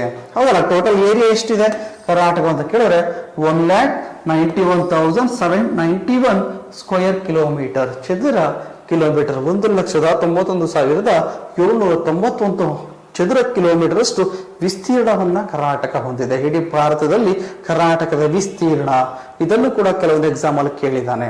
ಇನ್ನು ಟೋಟಲ್ ಇಂಡಿಯಾದಲ್ಲಿ, ಸೊ ಭಾರತದ ಒಟ್ಟಾರೆ ಏರಿಯಾದಲ್ಲಿ, ಭಾರತದ ಟೋಟಲ್ ಏರಿಯಾದಲ್ಲಿ ಇಂಡಿಯಾ ಎಷ್ಟು ಹೊಂದಿದೆ? 5.83% ಅನ್ನ ಹೊಂದಿದೆ. ಟೋಟಲ್ ಏರಿಯಾದಲ್ಲಿ ಕರ್ನಾಟಕದ ಭೂಭಾಗ, ಕರ್ನಾಟಕ ಎಷ್ಟು ಶೇರ್ ಮಾಡ್ತಿದೆ ಅಂತ ಹೇಳಿದ್ರೆ ಟೋಟಲ್ ಇಂಡಿಯಾದಲ್ಲಿ 5.83% ಅಷ್ಟು. ಇನ್ನು ಏರಿಯಾದಲ್ಲಿ ಎಷ್ಟನೇ ರಾಜ್ಯ ಅಂತ ಕೇಳಿದ್ರೆ ಏರಿಯಾ ವೈಸ್ ಅಲ್ಲಿ 6ನೇ ಸ್ಥಾನವನ್ನು ಹೊಂದಿರುವಂತಹ ರಾಜ್ಯವಾಗಿದೆ. 6ನೇ ಸ್ಥಾನದಲ್ಲಿರುವಂತಹ ರಾಜ್ಯ ಯಾವುದು? ಕರ್ನಾಟಕ. ನೆಕ್ಸ್ಟ್ ನೋಡಿದರೆ ಜನಸಂಖ್ಯೆಯಲ್ಲಿ ಕರ್ನಾಟಕ ಎಷ್ಟನೇ ಸ್ಥಾನದಲ್ಲಿದೆ? ಭಾರತದಲ್ಲಿ ಜನಸಂಖ್ಯೆಯಲ್ಲಿ 11th ಸೆನ್ಸಸ್ ಪ್ರಕಾರ ಜನಸಂಖ್ಯೆಯಲ್ಲಿ ಕರ್ನಾಟಕ 8ನೇ ಸ್ಥಾನದಲ್ಲಿ, 8th ಪ್ಲೇಸ್ ಇನ್ ಪಾಪ್ಯುಲೇಷನ್. ಹೌದಲ್ಲ? ಪಾಪ್ಯುಲೇಷನ್ ಅಲ್ಲಿ ಜನಸಂಖ್ಯೆಯಲ್ಲಿ ಭಾರತ ಜನಸಂಖ್ಯೆಯಲ್ಲಿ ಕರ್ನಾಟಕ 8ನೇ ಸ್ಥಾನದಲ್ಲಿದೆ. ಮತ್ತು ಕರ್ನಾಟಕದಲ್ಲಿ ಒಟ್ಟು ಚಾಲ್ತಿಯಲ್ಲಿರುವ ಡಿಸ್ಟಿಕ್ಗಳು ಎಷ್ಟು ಅಂತ ಕೇಳಿದ್ರೆ ಒಟ್ಟು ಜಿಲ್ಲೆಗಳ ಸಂಖ್ಯೆ 30 ಜಿಲ್ಲೆಗಳನ್ನ ನೋಡ್ತಾ ಹೋಗ್ತೀವಿ. ಕ್ಲಿಯರ್? ಎಷ್ಟು ಹೇಳಿದೆ? ಎಷ್ಟು ಜಿಲ್ಲೆಗಳು, ಎಷ್ಟು ಡಿಸ್ಟ್ರಿಕ್ಟ್ಸ್ಗಳಿವೆ ಕರ್ನಾಟಕದಲ್ಲಿ? 30 ಡಿಸ್ಟ್ರಿಕ್ಟ್ಗಳನ್ನ ನೋಡ್ತಾ ಹೋಗ್ತೀವಿ. ಇನ್ನು ವಿಸ್ತೀರ್ಣದಲ್ಲಿ ಅತಿ ದೊಡ್ಡ ಜಿಲ್ಲೆ ಯಾವುದು? ಹೌದಲ್ಲ? ಕರ್ನಾಟಕದ ಅತಿ ದೊಡ್ಡ ಲಾರ್ಜೆಸ್ಟ್ ಡಿಸ್ಟ್ರಿಕ್ಟ್ ಇನ್ ಏರಿಯಾ. ಸೊ ಕರ್ನಾಟಕದಲ್ಲಿ ಅತಿ ದೊಡ್ಡ ಜಿಲ್ಲೆ ಯಾವುದು ಅಂತ ಕೇಳಿದ್ರೆ ಬೆಳಗಾಂ. ಸೊ ಬೆಳಗಾಂ ಕರ್ನಾಟಕದ ಅತಿ ದೊಡ್ಡ ಜಿಲ್ಲೆ. ಟೋಟಲ್ ಕರ್ನಾಟಕ ಏರಿಯಾದಲ್ಲಿ 8.64% ಅಷ್ಟು ಏರಿಯಾವನ್ನ ಇದು ಹೊಂದಿದೆ. ಎಷ್ಟು ಹೊಂದಿದೆ? ಬೆಳಗಾಂ 8.64% ಏರಿಯಾವನ್ನ ಹೊಂದಿದೆ ಟೋಟಲ್ ಕರ್ನಾಟಕ ಏರಿಯಾದಲ್ಲಿ. ಇದು ಕರ್ನಾಟಕದ ಅತಿ ದೊಡ್ಡ ಲಾರ್ಜೆಸ್ಟ್ ಡಿಸ್ಟ್ರಿಕ್ಟ್ ಇನ್ ಕರ್ನಾಟಕ. ಇದು ವಿಸ್ತೀರ್ಣದಲ್ಲಿ ಅತಿ ಚಿಕ್ಕದಾದ ಜಿಲ್ಲೆ ಯಾವುದು ಅಂತ ಕೇಳಿದ್ರೆ ಸ್ಮಾಲೆಸ್ಟ್ ಡಿಸ್ಟ್ರಿಕ್ಟ್ ಯಾವುದು ಕರ್ನಾಟಕದಲ್ಲಿ ಅಂತ ಕೇಳಿದ್ರೆ ಬೆಂಗಳೂರು ನಗರ. ಬೆಂಗಳೂರು ಅರ್ಬನ್ ಏನಿದೆ, ಈ ಬೆಂಗಳೂರು ಅರ್ಬನ್ ಸ್ಮಾಲೆಸ್ಟ್ ಡಿಸ್ಟ್ರಿಕ್ಟ್ ಇನ್ ಕರ್ನಾಟಕ. ಬೆಂಗಳೂರು ಅರ್ಬನ್, ಬೆಂಗಳೂರಿನ ಎಡಭಾಗ ಮಾಡ್ಕೊತೀವಿ. ಬೆಂಗಳೂರು ಕರ್ನಾಟಕ, ಬೆಂಗಳೂರು ಗ್ರಾಮಾಂತರ, ಬೆಂಗಳೂರು ನಗರ. ಬೆಂಗಳೂರು ಅರ್ಬನ್, ಬೆಂಗಳೂರು ರೂರಲ್ ಅಂತ ಮಾಡ್ಕೊತೀವಿ. ಬೆಂಗಳೂರು ನಗರ, ಬೆಂಗಳೂರು ಅರ್ಬನ್ ಏನಾಗಿದೆ ಸ್ಮಾಲೆಸ್ಟ್ ಡಿಸ್ಟ್ರಿಕ್ಟ್ ಇನ್ ಕರ್ನಾಟಕ. ಹೌದಲ್ಲ? ನೆಕ್ಸ್ಟ್ ನೋಡೋದಾದ್ರೆ ಕರ್ನಾಟಕದ ಆಡಳಿತ ದೃಷ್ಟಿಯಿಂದ ಇದುವರೆಗೂ ಲೊಕೇಶನ್ ತಿಳ್ಕೊಂಡ್ವಿ, ಎಷ್ಟು ಕರ್ನಾಟಕ ಎಲ್ಲೇ ಸ್ಟಾರ್ಟ್ ಆಗಿಲ್ಲ, ಎಂಡ್ ಆಗ್ತಿದೆ, ಪೂರ್ವದಲ್ಲಿ ಯಾವುದು, ಪಶ್ಚಿಮದಲ್ಲಿ ಯಾವ್ದೆಲ್ಲ ತಿಳ್ಕೊಂಡ್ವಿ, ಟೋಟಲ್ ಏರಿಯಾ ಯಾವ್ದಿದೆ, ಇಡೀ ಕರ್ನಾಟಕ ಸಂಬಂಧಪಟ್ಟ ಅತ್ಯಂತ ದೊಡ್ಡ ಡಿಸ್ಟ್ರಿಕ್ಟ್ ಯಾವುದು, ಸ್ಮಾಲ್ ಡಿಸ್ಟ್ರಿಕ್ಟ್ ಯಾವುದು ಅಂತೆಲ್ಲ ನೋಡ್ಕೊಂಡ್ವಿ. ಹೌದಲ್ಲ, ಇವಾಗ ಯಾವುದು ಆಡಳಿತ ವಿಭಾಗಗಳನ್ನ ನೋಡ್ತಾ ಹೋಗೋಣ. ರೆವಿನ್ಯೂ ಡಿವಿಷನ್ಸ್ಗಳು, ಇಡೀ ಕರ್ನಾಟಕದ ರೆವಿನ್ಯೂ ಡಿವಿಷನ್ಗಳನ್ನು ಈ ತರ ನೋಡ್ತಾ ಹೋಗೋದು. 4 ರೆವಿನ್ಯೂ ಡಿವಿಷನ್ ಆಗಿ ಮಾಡ್ಕೊಂಡಿದ್ದೀವಿ, 4 ಕಂದಾಯ ವಿಭಾಗಗಳಾಗಿ ಮಾಡ್ಕೊಂಡಿದ್ದೀವಿ. 4 ಕಂದಾಯ ವಿಭಾಗಗಳು ಯಾವುದು? ಪ್ರಮುಖವಾಗಿ ಬೆಂಗಳೂರು ಡಿವಿಷನ್. ಹೌದಲ್ಲ, ಹಾಗೆ ಬೆಂಗಳೂರು ಡಿವಿಷನ್ ಎಲ್ಲೆಲ್ಲ ಬರುತ್ತೆ ನೋಡಿ, ರಾಮನಗರ, ತುಮಕೂರು, ಚಿತ್ರದುರ್ಗ, ಶಿವಮೊಗ್ಗ, ದಾವಣಗೆರೆ. ಹೌದಲ್ಲ, ಚಿತ್ರದುರ್ಗ ಇವೆಲ್ಲ ಸೇರ್ಕೊಂಡು, ಮತ್ತೆ ತುಮಕೂರು, ಚಿಕ್ಕಬಳ್ಳಾಪುರ, ಕೋಲಾರ, ಬೆಂಗಳೂರು ಟೌನ್, ರಾಮನಗರ, ಇಲ್ಲಿವರೆಗೆ ಇಷ್ಟನ್ನು ಕೂಡ ಹೊಂದಿರೋದು ಯಾವುದು? ಬೆಂಗಳೂರು ಗ್ರಾಮಾಂತರ, ಬೆಂಗಳೂರು ಡಿವಿಷನ್. ಹೌದಲ್ಲ, ಬೆಂಗಳೂರು ಯಾವುದು? ರೆವಿನ್ಯೂ ಡಿವಿಷನ್ ಇಷ್ಟು ಡಿಸ್ಟ್ರಿಕ್ಟ್ ಗಳನ್ನ ಹೊಂದಿದೆ. ಹಾಗಿದ್ರೆ ಮತ್ತೆ ಇನ್ನೊಂದು ಯಾವುದು? ಬೆಳಗಾಂ ಡಿವಿಷನ್. ಈ ಬೆಳಗಾಂ ವಿಭಾಗ ಯಾವುದನ್ನ ಒಳಗೊಂಡಿದೆ ನೋಡಿ? ಬೆಳಗಾಂ ವಿಭಾಗ ನಾರ್ತ್ ಕೆನಡ, ಉತ್ತರ ಕೆನರಾ, ಬೆಳಗಾಂ ಆಗ್ಬೋದು, ಮತ್ತು ಬಿಜಾಪುರ, ಬಾಗಲಕೋಟೆ, ಗದಗ, ಧಾರವಾಡ, ಹಾವೇರಿ, ಉತ್ತರ ಕನ್ನಡ. ಹೌದಲ್ಲ, ಇಷ್ಟು ಭಾಗವನ್ನ ಯಾವುದಕ್ಕೆ ಸೇರಿಸ್ಕೊಂಡಿದೆ? ಬೆಳಗಾಂ ಕಂದಾಯ ವಿಭಾಗಕ್ಕೆ ಸೇರಿಸ್ಕೊಂಡಿದೆ, ಬೆಳಗಾಂ ಕಂದಾಯ ವಿಭಾಗ. ಮೂರನೇದು ಯಾವುದು? ಗುಲ್ಬರ್ಗ ಡಿವಿಷನ್. ಹೌದಲ್ಲ, ಗುಲ್ಬರ್ಗ ಡಿವಿಷನ್. ಈ ಗುಲ್ಬರ್ಗ ಡಿವಿಷನ್ ಯಾವ್ದು ಬರ್ತಾ ಇದೆ ನೋಡಿ? ಬಳ್ಳಾರಿ, ರಾಯಚೂರು, ಯಾದಗಿರಿ, ಗುಲ್ಬರ್ಗ, ಬೀದರ್. ಹೌದಲ್ಲ, ಮತ್ತೆ ಕೊಪ್ಪಳ. ಇವೆಲ್ಲದೂ ಕೂಡ ಯಾವ್ದನ್ನ ಒಳಗೊಂಡಿದೆ? ಗುಲ್ಬರ್ಗ ಡಿವಿಷನ್. ಉಳಿದಂಥದ್ದು ಯಾವುದು? ಮೈಸೂರು ಡಿವಿಷನ್. ಉಳಿದಂಥದ್ದು ಮೈಸೂರು ಡಿವಿಷನ್. ಮೈಸೂರು ಯಾವುದು? ಉಡುಪಿ. ಯಾವ ಉಡುಪಿನೂ ಕೂಡ ಯಾವ ಡಿವಿಷನ್ ಬರ್ತಾ ಇದೆ? ಉಡುಪಿನೂ ಕೂಡ ಬರ್ತಿರೋದು ಮೈಸೂರು ಡಿವಿಷನ್ಗೆ. ಉಡುಪಿ, ಸೌತ್ ಕೆನರಾ, ದಕ್ಷಿಣ ಕನ್ನಡ, ಕೊಡಗು, ಮೈಸೂರು, ಚಾಮರಾಜನಗರ, ಮಂಡ್ಯ, ಹಾಸನ್, ಚಿಕ್ಕಮಗಳೂರು, ಇವೆಲ್ಲನೂ ಕೂಡ ಬರ್ತಿರೋದು Mysuru division. Clear? Mysuru division ಬರ್ತಿರೋದು ಇಷ್ಟು ಡಿಸ್ಟ್ರಿಕ್ಟ್. ಇದು ಬೆಂಗಳೂರು ಡಿವಿಷನ್, ಬೆಳಗಾಂ ಡಿವಿಷನ್ ಮತ್ತು ಯಾವುದು? ಗುಲ್ಬರ್ಗ ಡಿವಿಷನ್. ಗುಲ್ಬರ್ಗ ಡಿವಿಷನ್ ಅಲ್ಲಿ ಇಷ್ಟನ್ನ ನೋಡ್ತಾ ಇದ್ದೀವಿ. ಇಷ್ಟು ಜಿಲ್ಲೆಗಳನ್ನ ಇಲ್ಲಿ ನೋಡ್ತಾ ಇದ್ದೀವಿ. ಅಪ್ ಟು ಬೀದರಿಂದ ಬಳ್ಳಾರಿವರೆಗೆ. ಇದು ಹಾವೇರಿಯಿಂದ ಬೆಳಗಾಂ, ಬಿಜಾಪುರ, ಬಾಗಲಕೋಟೆ, ಧಾರವಾಡ ಮತ್ತು ನಾರ್ತ್ ಕೆನಡ, ಉತ್ತರ ಕನ್ನಡ ಎಲ್ಲರೂ ಕೂಡ ನೋಡ್ತಾ ಹೋಗ್ತೀವಿ. ಬೆಳಗಾಂ ಡಿಸ್ಟ್ರಿಕ್ಟ್ ಅಲ್ಲಿ ಗುಲ್ಬರ್ಗದಲ್ಲಿ ಬೀದರ್, ಗುಲ್ಬರ್ಗ, ಯಾದಗಿರಿ, ರಾಯಚೂರು, ಕೊಪ್ಪಳ, ಬಳ್ಳಾರಿ ಡಿಸ್ಟ್ರಿಕ್ಟ್ ಗಳನ್ನ ನೋಡ್ತಾ ಹೋಗ್ತೀವಿ. ಇನ್ನು ಬೆಂಗಳೂರು ವಿಭಾಗವನ್ನ ಈ ಭಾಗದಲ್ಲಿ ನೋಡ್ತಾ ಹೋಗ್ತೀವಿ. ಇನ್ನು ಇದರಲ್ಲಿ ಹೈಯೆಸ್ಟ್ ಯಾವುದು, ಲೋಯೆಸ್ಟ್ ಯಾವುದು, ಯಾವ ಡಿಸ್ಟ್ರಿಕ್ಟ್ ಬರುತ್ತೆ, ಮತ್ತೆ ಇದರಲ್ಲಿ ಪಾಪ್ಯುಲೇಷನ್ ಲೋಯೆಸ್ಟ್ ಯಾವುದು, ಏರಿಯಾ ವೈಸ್ ಯಾವ್ದು ಎಷ್ಟಿದೆ, ಇವೆಲ್ಲನೂ ಕೂಡ ನೋಡ್ತಾ ಹೋಗೋಣ. ಕ್ಲಿಯರ್? ಇಲ್ಲಿ ಮೊದಲೇ ತಗೊಳ್ಳೋದಾದ್ರೆ ಬೆಂಗಳೂರು ವಿಭಾಗ, ಬೆಂಗಳೂರು ಡಿವಿಷನ್ ತಗೊಳ್ತಾ ಹೋಗೋಣ. ಅದರಲ್ಲೂ ಕೂಡ ಯಾವುದು? ಬೆಂಗಳೂರು ವಿಭಾಗ. ಬೆಂಗಳೂರು ಡಿವಿಷನ್ ಏನಿದೆ, ಈ ಬೆಂಗಳೂರು ಏರಿಯಾ ಡಿವಿಷನ್ ಏನಿದೆ, ವಿಸ್ತೀರ್ಣ, ಈ ವಿಸ್ತೀರ್ಣದಲ್ಲಿ ರಾಜ್ಯದ ಒಟ್ಟು ವಿಸ್ತೀರ್ಣದಲ್ಲಿ, ಸೊ ಕರ್ನಾಟಕದ ಟೋಟಲ್ ಏರಿಯಾದಲ್ಲಿ ಇದರ ಪರ್ಸೆಂಟೇಜ್ ಎಷ್ಟಿದೆ? 25.19%. ನೋಡಿ, ಎಕ್ಸಾಮ್ ಕ್ವಶನ್ಸ್ ಕೇಳ್ತಾರೆ. ಸೊ ಕರ್ನಾಟಕದಲ್ಲಿ ಬೆಂಗಳೂರು ಡಿವಿಷನ್ ಹೊಂದಿರುವಂತಹ ಏರಿಯಾ ಕರ್ನಾಟಕದಲ್ಲಿ ಎಷ್ಟು ಭಾಗ ಇದೆ? 25.19% ಅಷ್ಟು ಹೊಂದಿದೆ. ಪಾಪ್ಯುಲೇಷನ್ ಅಲ್ಲಿ, ಜನಸಂಖ್ಯೆಯಲ್ಲಿ ಎಷ್ಟಿದೆ? ಟೋಟಲ್ ಕರ್ನಾಟಕದಲ್ಲಿ 36.86%, 36.86% ಅಷ್ಟು ಹೊಂದಿದೆ. ಹಾಗೆ ನೀವು ಡೌಟ್ ಬರ್ಬೋದು, ಸರ್ ಇದರ ಪರ್ಸೆಂಟೇಜ್ ಎಲ್ಲ ಕೇಳ್ತಾರ? ಇಲ್ಲ, ಇದನ್ನ ಕಂಪ್ಯಾರಿಟಿವ್ ಕೇಳ್ತಾ ಹೋಗ್ತಾನೆ, ಸ್ಟೇಟ್ಮೆಂಟ್ ವೈಸ್ ಕ್ವಶನ್ಸ್ ಕೇಳ್ತಾ ಹೋಗ್ತಾನೆ. ಫಾರ್ ಎಕ್ಸಾಂಪಲ್ ಯಾವುದು? ಬೆಂಗಳೂರು ವಿಸ್ತೀರ್ಣಕ್ಕಿಂತ ಧಾರವಾಡದ ಗುಲ್ಬರ್ಗದ ವಿಸ್ತೀರ್ಣವು ಹೆಚ್ಚಾಗಿದೆ ಅಥವಾ ಕಡಿಮೆ ಆಗಿದೆ ಅಂತ ಸ್ಟೇಟ್ಮೆಂಟ್ ಅಲ್ಲಿ ಕೊಡಬಹುದು. ಅವಾಗ ಏನ್ ಮಾಡ್ತಾನೆ? ನಂಬರ್ಸ್ಗಳನ್ನ ಎಲಿಮಿನೇಟ್ ಮಾಡ್ತಾನೆ, ಸ್ಟೇಟ್ಮೆಂಟ್ ವೈಸ್ ಕ್ವಶನ್ಸ್ಗಳು ಕೇಳ್ತಾ ಹೋಗ್ತಾನೆ. ಹಾಗಾಗಿ ಡೇಟಾವನ್ನು ಇಟ್ಕೊಂಡು ನೀವು ಕಂಪ್ಯಾರಿಟಿವ್ ನಾವು ಸ್ಟಡಿ ಮಾಡುತ್ತಾ ಹೋಗ್ಬೇಕಾಗುತ್ತೆ. ಇಲ್ಲಿ ಎಷ್ಟು ಡಿಸ್ಟ್ರಿಕ್ಟ್ಗಳು? 9 ಡಿಸ್ಟ್ರಿಕ್ಟ್ಗಳನ್ನು ನೋಡ್ತಾ ಹೋಗ್ತೀವಿ. ಅದರಲ್ಲೂ ಕೂಡ ಯಾವುದು ನೋಡಿ? ಬೆಂಗಳೂರು ನಗರ. ಈ ಬೆಂಗಳೂರು ನಗರ ಬೆಂಗಳೂರು ಡಿವಿಷನ್ ಅಲ್ಲೇ, ಬೆಂಗಳೂರು ನಗರ ಬೆಂಗಳೂರು ಡಿವಿಷನ್ ಅಲ್ಲಿಯೇ ಅತ್ಯಂತ ಚಿಕ್ಕ ಜಿಲ್ಲೆ, ಅದನ್ನ ಸ್ಮಾಲೆಸ್ಟ್ ಡಿಸ್ಟ್ರಿಕ್ಟ್ ಯಾವ್ದ್ರಲ್ಲಿ? ಬೆಂಗಳೂರು ಡಿವಿಷನ್ ಅಲ್ಲಿ. ಹಾಗೆ ಬೆಂಗಳೂರು ನಗರ ಡಿವಿಷನ್ ಅಲ್ಲಿ ಅತ್ಯಂತ ಚಿಕ್ಕ ಡಿಸ್ಟ್ರಿಕ್ಟ್ ಯಾವ್ದು ಕೇಳಿದ್ರೆ ಬೆಂಗಳೂರು ಅರ್ಬನ್. ಹೌದಲ್ಲ, ಬೆಂಗಳೂರು ಅರ್ಬನ್ ಅತ್ಯಂತ ಚಿಕ್ಕ ಜಿಲ್ಲೆ. ಹೌದಲ್ಲ. ನೆಕ್ಸ್ಟ್ ಬೆಂಗಳೂರು ನಗರ ಹೆಚ್ಚು ಜನಸಂಖ್ಯೆಯನ್ನು ಹೊಂದಿರುವ ಜಿಲ್ಲೆ. ಅಂದ್ರೆ ಬೆಂಗಳೂರು ಡಿವಿಷನ್ ಅಲ್ಲಿ ಅತ್ಯಂತ ಹೆಚ್ಚು ಜನಸಂಖ್ಯೆಯನ್ನು ಹೊಂದಿರೋದು ಯಾವ ಡಿಸ್ಟ್ರಿಕ್ಟ್ ಅಂದ್ರೆ ಬೆಂಗಳೂರು ಅರ್ಬನ್. ಬೆಂಗಳೂರು ನಗರ ಅತ್ಯಂತ ಹೆಚ್ಚು ಏನ ಹೊಂದಿದೆ? ಜನಸಂಖ್ಯೆಯನ್ನ ಹೊಂದಿದೆ. ಎಷ್ಟು? ರಾಜ್ಯದ ಜನಸಂಖ್ಯೆಯಲ್ಲಿ ಟೋಟಲ್ 15.69% ಅಷ್ಟು ಈ ಡಿವಿಷನ್ ಓವರ್ ಆಲ್ ಆಗಿ ಹೊಂದಿದೆ. ಅದು ಕೂಡ ಒಂದು ಬೆಂಗಳೂರು ನಗರನೇ 15.69 ಅಷ್ಟು ಜನಸಂಖ್ಯೆಯನ್ನ ಹೊಂದಿದೆ. ಇನ್ನು ಬೆಂಗಳೂರು ಗ್ರಾಮಾಂತರ, ಬೆಂಗಳೂರು ರೂರಲ್, ಹೌದಲ್ಲ, ಇದು ಅತ್ಯಂತ ಕಡಿಮೆ ಜನಸಂಖ್ಯೆಯನ್ನು ಹೊಂದಿರುವ ಜಿಲ್ಲೆ. ಬೆಂಗಳೂರು ಡಿವಿಷನ್ ಅಲ್ಲಿ ಹೈಯೆಸ್ಟ್ ಜನಸಂಖ್ಯೆ ಹೊಂದಿರೋದು, ಪಾಪ್ಯುಲೇಷನ್ ಹೊಂದಿರೋದು ಅಂತ ಯಾವುದು ಅಂತ ಕೇಳಿದ್ರೆ ಬೆಂಗಳೂರು ನಗರ ಅರ್ಬನ್. ಇದು ಅತ್ಯಂತ ಕಡಿಮೆ ಹೊಂದಿರೋದು ಅಂತ ಕೇಳಿದ್ರೆ ಬೆಂಗಳೂರು ಅರ್ಬನ್. ರೂರಲ್ ಎಷ್ಟು ಅಂತ ಕೇಳಿದ್ರೆ ಇದು ಅತ್ಯಂತ ಕಡಿಮೆನ ಹೊಂದಿದೆ. ಇದು ಕಡಿಮೆ ಅಂತ ಹೇಳಿದ್ರೆ ಓವರಾಲ್ ಆಗಿ ಹೊಂದಿರೋದು ಎಷ್ಟು, 6 ಜನಸಂಖ್ಯೆ ಕಡಿಮೆ ಹೊಂದಿದೆ.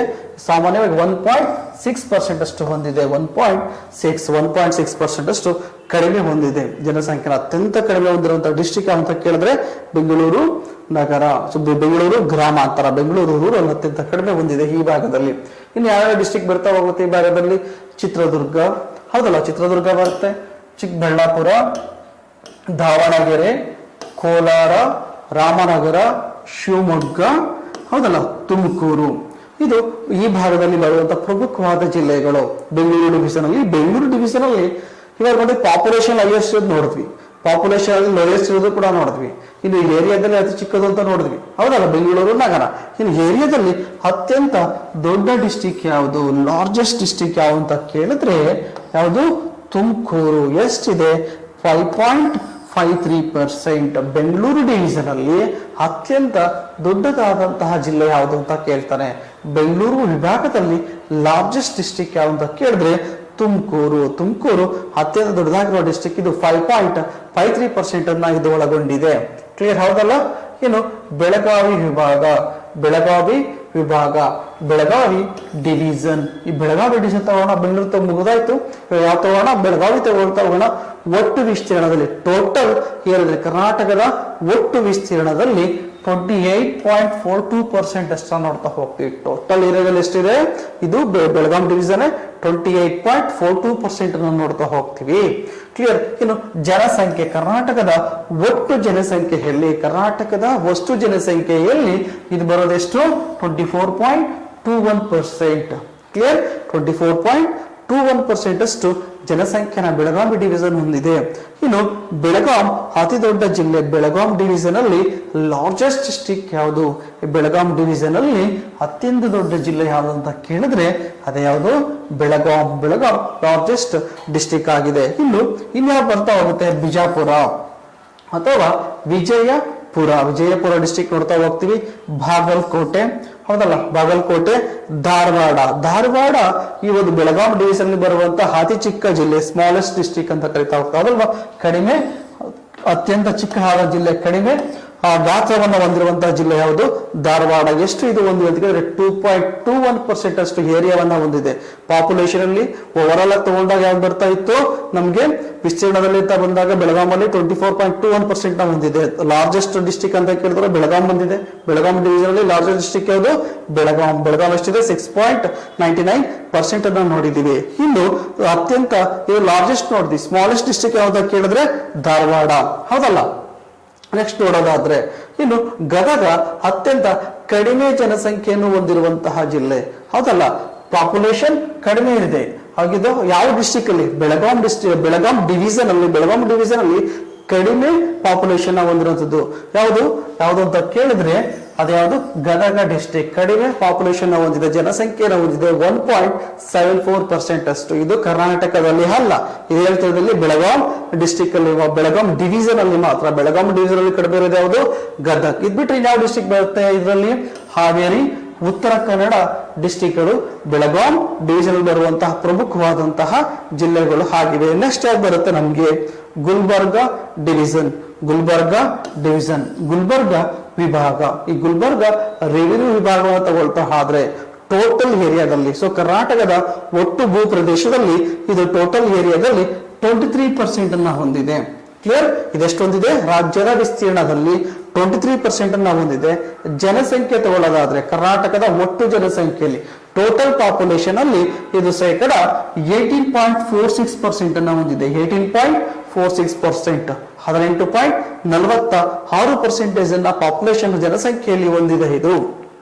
ನೆಕ್ಸ್ಟ್ ನೋಡೋದಾದ್ರೆ ಇನ್ನು ಒಟ್ಟು ಜಿಲ್ಲೆಗಳು ಎಷ್ಟು ಬರ್ತವೆ ಈ ಭಾಗದಲ್ಲಿ ಬರುವ ಜಿಲ್ಲೆಗಳ ಸಂಖ್ಯೆ 6. ಯಾವುದು ನೋಡ್ತಾ ಹೋಗೋಣ.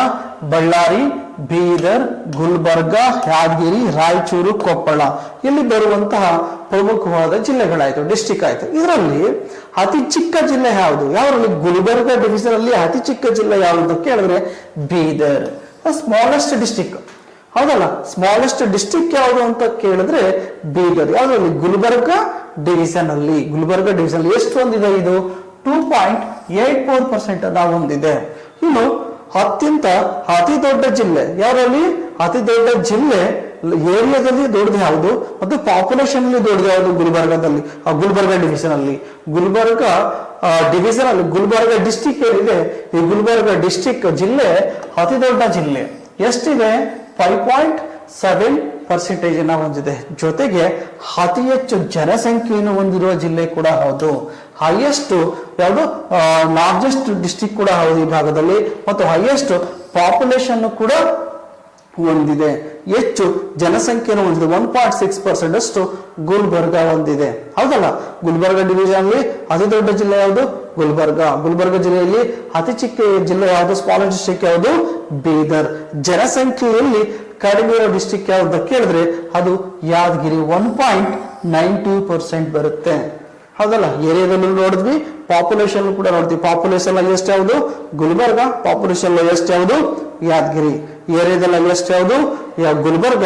ಏರಿಯಾದಲ್ಲಿ ಕಡಿಮೆ ಯಾವುದು? ಬೀದರ್. ಹೌದಲ್ಲ, ಇದು ಡಿವಿಷನ್ ವೈಸ್ ನೋಡ್ತಾ ಇರೋದು. ನೆಕ್ಸ್ಟ್ ನೋಡೋದಾದ್ರೆ ಇನ್ನಾದ್ಮೇಲೆ ಇನ್ಯಾವ್ದು ಬರುತ್ತೆ? ಮೈಸೂರು ಡಿವಿಷನ್, ಮೈಸೂರು ವಿಭಾಗ. ಈ ಮೈಸೂರು ವಿಭಾಗ ಏನಿದೆ, ಈ ಮೈಸೂರು ಡಿವಿಷನ್ ಟೋಟಲ್ ಏರಿಯಾದಲ್ಲಿ ಕರ್ನಾಟಕದ ಒಟ್ಟು ವಿಸ್ತೀರ್ಣದಲ್ಲಿ ಶೇಕಡ ಎಷ್ಟಿದೆ? ಟೋಟಲ್ ಏರಿಯಾದಲ್ಲಿ ನಮಗೆ 22.67% ಬರುತ್ತೆ. ಎಷ್ಟು? 22.67% ನಾವು ಇಲ್ಲಿ ನೋಡ್ತಾ ಹೋಗ್ತೀವಿ. ಟೋಟಲ್ ಪಾಪ್ಯುಲೇಷನ್ ಅಲ್ಲಿ ಕರ್ನಾಟಕದ ಒಟ್ಟು ಜನಸಂಖ್ಯೆಯಲ್ಲಿ ಎಷ್ಟಿದೆ? ಕರ್ನಾಟಕದ ಒಟ್ಟು ಜನಸಂಖ್ಯೆಯಲ್ಲಿ 20.55%, 20.55% ಹೊಂದಿದೆ. ಶೇಕಡ 20.55% ಅಷ್ಟು ಹೊಂದಿದೆ. ಯಾವುದು? ಕರ್ನಾಟಕದಲ್ಲಿ ಯಾವುದು? ಮೈಸೂರು ವಿಭಾಗ, ಮೈಸೂರು ಡಿವಿಷನ್. ಇನ್ನು ಎಷ್ಟು ಡಿಸ್ಟ್ರಿಕ್ಟ್ಗಳು ಬರ್ತಾ ಹೋಗ್ತವೆ? ಚಿಕ್ಕಮಗಳೂರು ಡಿಸ್ಟ್ರಿಕ್ಟ್ ಬರುತ್ತೆ ಈ ಭಾಗದಲ್ಲಿ. ಈ ಚಿಕ್ಕಮಗಳೂರು ಡಿಸ್ಟ್ರಿಕ್ಟ್ ಏನಿದೆ, ಇದು ಚಿಕ್ಕಮಗಳೂರು ಡಿಸ್ಟ್ರಿಕ್ಟ್, ಚಿಕ್ಕಮಗಳೂರು ಜಿಲ್ಲೆ ಯಾವುದು? ಅತಿ ದೊಡ್ಡ ಜಿಲ್ಲೆ. ಯಾವುದ್ರಲ್ಲಿ ಅತಿ ದೊಡ್ಡ ಜಿಲ್ಲೆ? ಮೈಸೂರು ವಿಭಾಗದಲ್ಲಿ, ಮೈಸೂರು ಡಿವಿಷನ್ ಅಲ್ಲಿ ಯಾವುದು ಲಾರ್ಜೆಸ್ಟ್ ಡಿಸ್ಟ್ರಿಕ್ಟ್ ಯಾವ್ದು ಕೇಳಿದ್ರೆ ಚಿಕ್ಕಮಗಳೂರು ಜಿಲ್ಲೆ. ಇದನ್ನ ಚಿಕ್ಕಮಗಳೂರು ಜಿಲ್ಲೆ ಅಂತ ಕರಿತೀವಿ. ಇದು 3.75% ಅಷ್ಟನ್ನ ಹೊಂದಿದೆ. 3.75% ಅನ್ನ ಹೊಂದಿದೆ. ಇನ್ನು ದಕ್ಷಿಣ ಕನ್ನಡ ಜಿಲ್ಲೆ ಇದೇ ಭಾಗದಲ್ಲಿ ಬರ್ತಾ ಹೋಗುತ್ತೆ. ಉಡುಪಿ ಕೂಡ ಬರುತ್ತೆ. ಇನ್ನು ಉಡುಪಿ ಏನು? ಅತ್ಯಂತ ಕಡಿಮೆ ಅಂತರದ ಏರಿಯಾವನ್ನ ಹೊಂದಿರುವಂತದ್ದು. ಈ ಮೈಸೂರು ಡಿವಿಷನ್ ಅಲ್ಲಿ ಸ್ಮಾಲೆಸ್ಟ್ ಡಿಸ್ಟ್ರಿಕ್ಟ್ ಯಾವ ಅಂತ ಕೇಳಿದ್ರೆ ಯಾವುದು? ಉಡುಪಿ. ಎಷ್ಟಿದೆ? 1.88%. ಮೈಸೂರು ಡಿವಿಷನ್ ಅತಿ ಚಿಕ್ಕ ಜಿಲ್ಲೆ ಅಂತ ಕೇಳಿದ್ರೆ ಉಡುಪಿ. ಇದಾದ್ಮೇಲೆ ನಿಮಗೆ ಎಷ್ಟು ಡಿಸ್ಟ್ರಿಕ್ಟ್ ಯಾವ್ದು ಬರುತ್ತೆ? ಹಾಸನ ಬರುತ್ತೆ. ಇನ್ನು ಕೊಡಗು.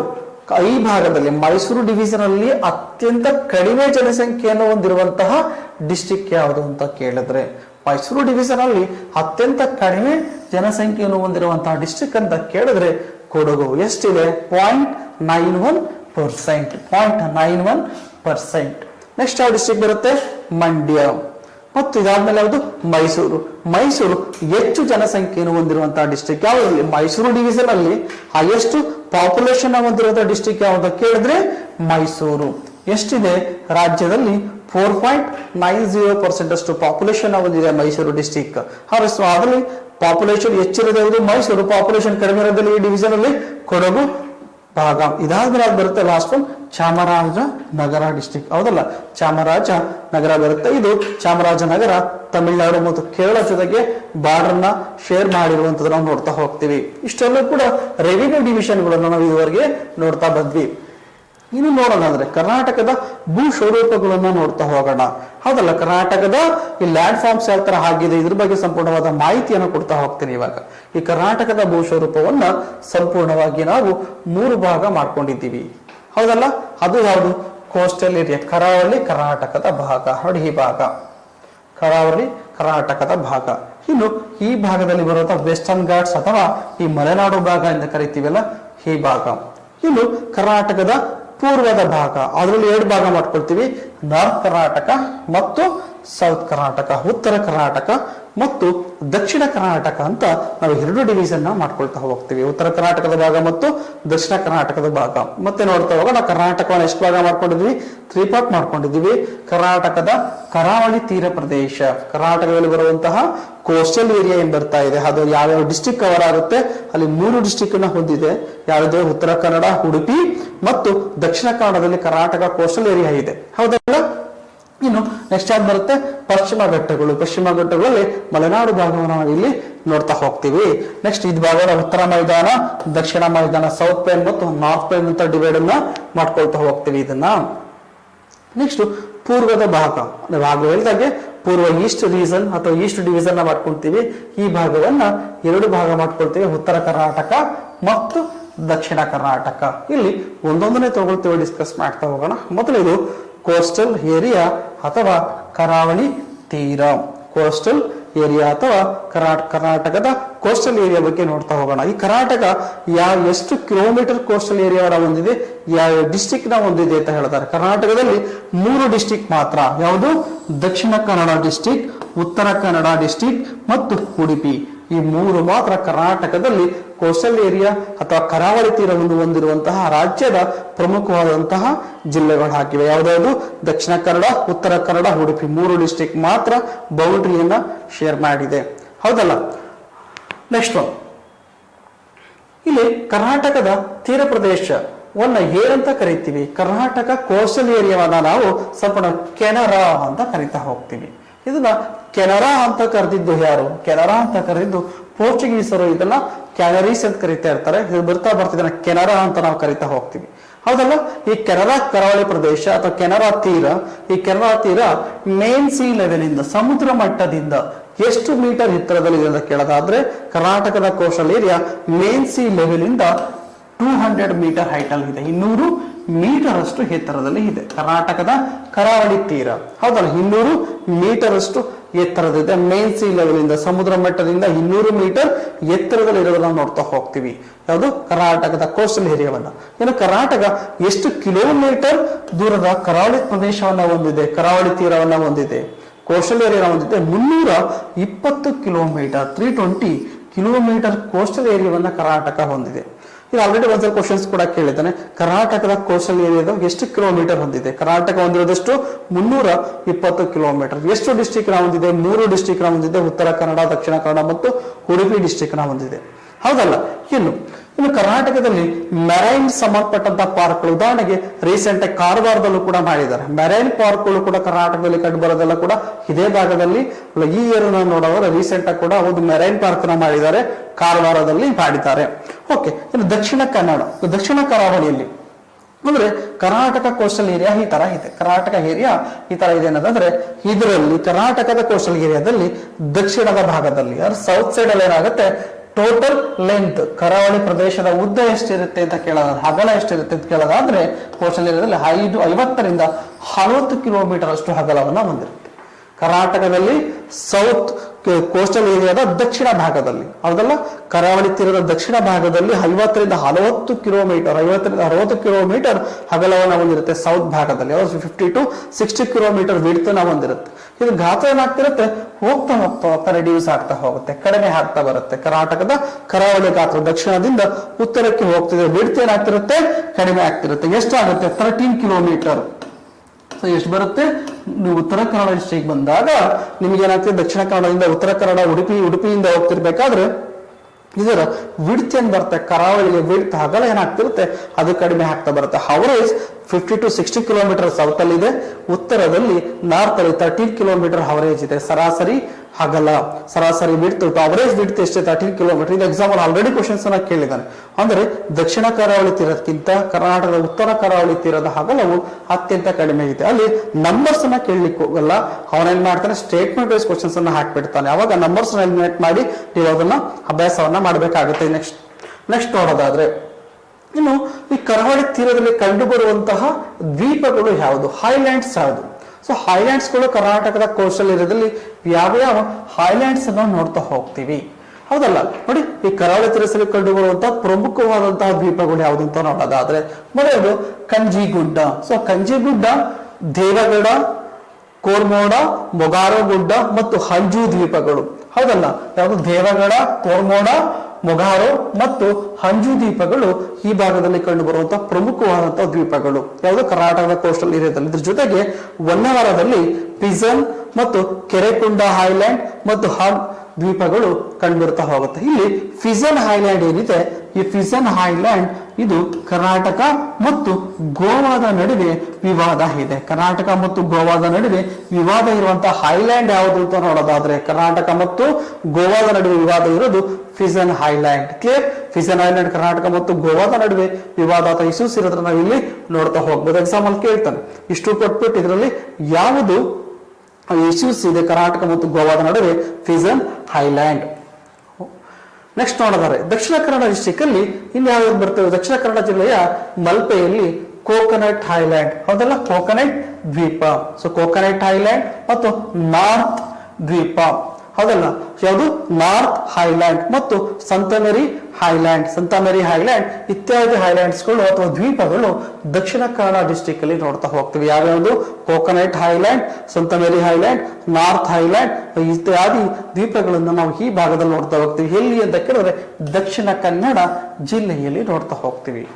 ಇನ್ನು ಹಾಗಿದ್ರೆ ಕರ್ನಾಟಕದ ಕರಾವಳಿ ತೀರದಲ್ಲಿ ಹಲವಾರು ನದಿಗಳು ಕೂಡ ಬರ್ತಾ ಹೋಗ್ತೀವಿ. ಎಲ್ಲೂ ಕೂಡ ಕರ್ನಾಟಕದಲ್ಲಿ ಪಶ್ಚಿಮಕ್ಕೆ ಹರಿಯುವಂತಹ ನದಿಗಳು ಇವೆಲ್ಲೂ ಕೂಡ ವೆಸ್ಟ್ ಫ್ಲೋಯಿಂಗ್ ರಿವರ್. ಹೌದಲ್ಲ, ವೆಸ್ಟ್ ಫ್ಲೋಯಿಂಗ್ ರಿವರ್ಸ್ ಈ ಭಾಗದಲ್ಲಿ ನೋಡ್ತಾ ಹೋಗ್ತೀವಿ. ಪಶ್ಚಿಮಾಭಿಮುಖವಾಗಿ ಹರಿಯುವ ನದಿಗಳನ್ನು ನೋಡ್ತಾ ಹೋಗ್ತೀವಿ. ಕರ್ನಾಟಕದ ಕೋಸ್ಟಲ್ ಹರಿಯುವಂತಹ ನದಿಗಳೆಲ್ಲೂ ಕೂಡ ಯಾವ ದಿಕ್ಕಿಗೆ ಹರಿತೇವೆ ಅಂತ ಕೇಳ್ತಾರೆ?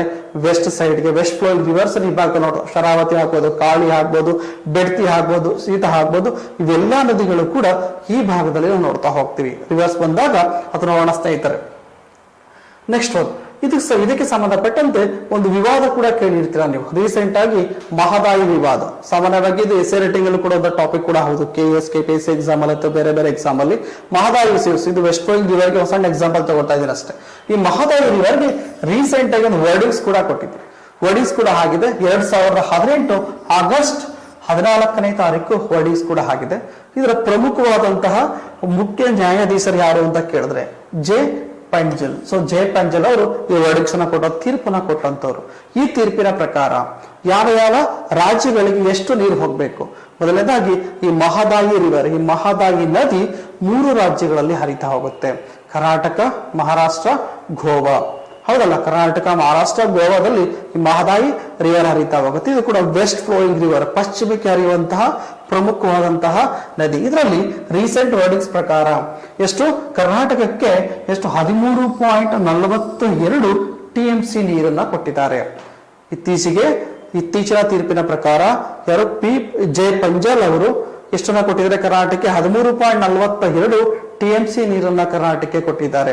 ಹೌದಲ್ಲ, ಇದರಲ್ಲಿ ನಾವು ಬೇಡಿಕೆ ಇಟ್ಟಿದ್ವಿ ಎಷ್ಟು? ಕರ್ನಾಟಕದವರು ಎಷ್ಟು TMC ನೀರು ಬೇಕು ಅಂತ ಇಟ್ಟಿದ್ವಿ? 36.5 TMC ನೀರನ್ನ ಕೇಳ್ಕೊಂಡಿದ್ವಿ. ಕರ್ನಾಟಕದವ್ರು ಕೇಳ್ಕೊಂಡಿದ್ದು ಎಷ್ಟು? 36.5 TMC ನೀರನ್ನ ಕರ್ನಾಟಕದವ್ರು ಕೇಳ್ಕೊಂಡಿದ್ವಿ. ನಮಗೆ ದೊರೆತಿದ್ದೆಷ್ಟು? 13.42 TMC ನೀರುಗಳನ್ನ ನಾವು ಪಡ್ಕೊಂಡಿದ್ವಿ. ಹಾಗಾಗಿ ಈ ಮಹದಾಯಿ ಇಶ್ಯೂಸ್ ಯಾವ ಯಾವ ರಾಜ್ಯಗಳ ನಡುವೆ ಇದೆ ಅಂತ ಕೂಡ ಎಕ್ಸಾಂಪಲ್ ಕೇಳ್ತಾ ಹೋಗ್ತಾನೆ. ಈ ಮಹದಾಯಿ ಇಶ್ಯೂಸ್ ಇರೋದು ಕರ್ನಾಟಕ, ಮಹಾರಾಷ್ಟ್ರ ಮತ್ತು ಗೋವಾ ರಾಜ್ಯಗಳ ನಡುವೆ, 3 ರಾಜ್ಯಗಳ ನಡುವೆ ಇದ್ದಿದೆ. ಹಾಗಿದ್ರೆ ಇದು ಇಶ್ಯೂಸ್ ಏನು? ಇದಕ್ಕೆ ಮಹದಾಯಿಗೆ 2 ಪ್ರಮುಖವಾದ ಟ್ರಿಬ್ಯೂಟರಿ ಬರುತ್ತೆ. ಒಂದು ಕಳಸ, ಇನ್ನೊಂದು ಬಂಡೂರಿ. ಕಳಸ, ಬಂಡೂರಿ. ಈ ಕಳಸ ಮತ್ತು ಬಂಡೂರಿ 2 ಟ್ರಿಬ್ಯೂಟರಿಗಳನ್ನ, ನದಿ ನೀರನ್ನ ತಗೊಂಡೋಗಿ ಉತ್ತರ ಕರ್ನಾಟಕದ ಡಿಸ್ಟಿಕ್ ಆದಂತಹ ನಾರ್ತ್ ಕರ್ನಾಟಕದಲ್ಲಿ ಬರುವಂತಹ ಪ್ರಮುಖವಾದ ಡಿಸ್ಟಿಕ್ ಆದ ಧಾರವಾಡ ಮತ್ತು ಹುಬ್ಬಳ್ಳಿ.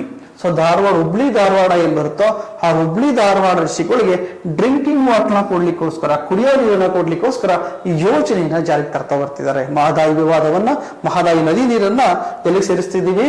ಹುಬ್ಳಿ ಧಾರವಾಡ ಡ್ರಿಂಕಿಂಗ್ ವಾಟರ್ನ ಕೊಡ್ಲಿಕ್ಕೆ. ಹಾಗಿದ್ರೆ ಇದಕ್ಕೊಂದು ನ್ಯಾಯಾಧಿಕರಣವನ್ನ ಸ್ಥಾಪನೆ ಮಾಡ್ತೀವಿ. ಮಹದಾಯಿ ಇಶ್ಯೂಸ್ ನ ಒಂದು ಸಾಲ್ವ್ ಮಾಡ್ಲಿಕ್ಕೋಸ್ಕರ ಯಾವುದು? ನಮಗೊಂದು ಮಹದಾಯಿ ಟ್ರಿಬ್ಯುನಲ್ಸ್ ಅಥವಾ ಮಹದಾಯಿ ಜುರಿಡಿಕ್ಷನ್ ಅನ್ನ ಸ್ಥಾಪನೆ ಮಾಡ್ತಾರೆ. ಮಹದಾಯಿ ಟ್ರಿಬ್ಯುನಲ್ಸ್ ನ ಸ್ಥಾಪನೆ ಮಾಡ್ತಾರೆ 2010ರಲ್ಲಿ. ಇದು ಕೂಡ ಎಕ್ಸಾಮ್ ಅಲ್ಲಿ ಕೇಳ್ತಾರೆ. ಸೊ ಯಾವ ಇಯರ್ ಅಲ್ಲಿ ಮಹದಾಯಿ ಟ್ರಿಬ್ಯುನಲ್ ಸ್ಟಾರ್ಟ್ ಆಯಿತು? ಸೊ ಮಹದಾಯಿ ಟ್ರಿಬ್ಯುನಲ್ ಸ್ಟಾರ್ಟ್ ಮಾಡಿದ್ದು 2010ರಲ್ಲಿ. ಕ್ಲಿಯರ್. 2010ರಲ್ಲಿ ಸ್ಟಾರ್ಟ್ ಮಾಡ್ತಾರೆ. ಇನ್ನು ಇಲ್ಲಿ ಕುಡಿಯೋ ನೀರು ಎಲ್ಲಿಗೆ ಗೊತ್ತಾಯ್ತು, 13 TMC ನೀರನ್ನ ಕರ್ನಾಟಕ ಕೊಡ್ತಾ ಇದ್ದಾರೆ.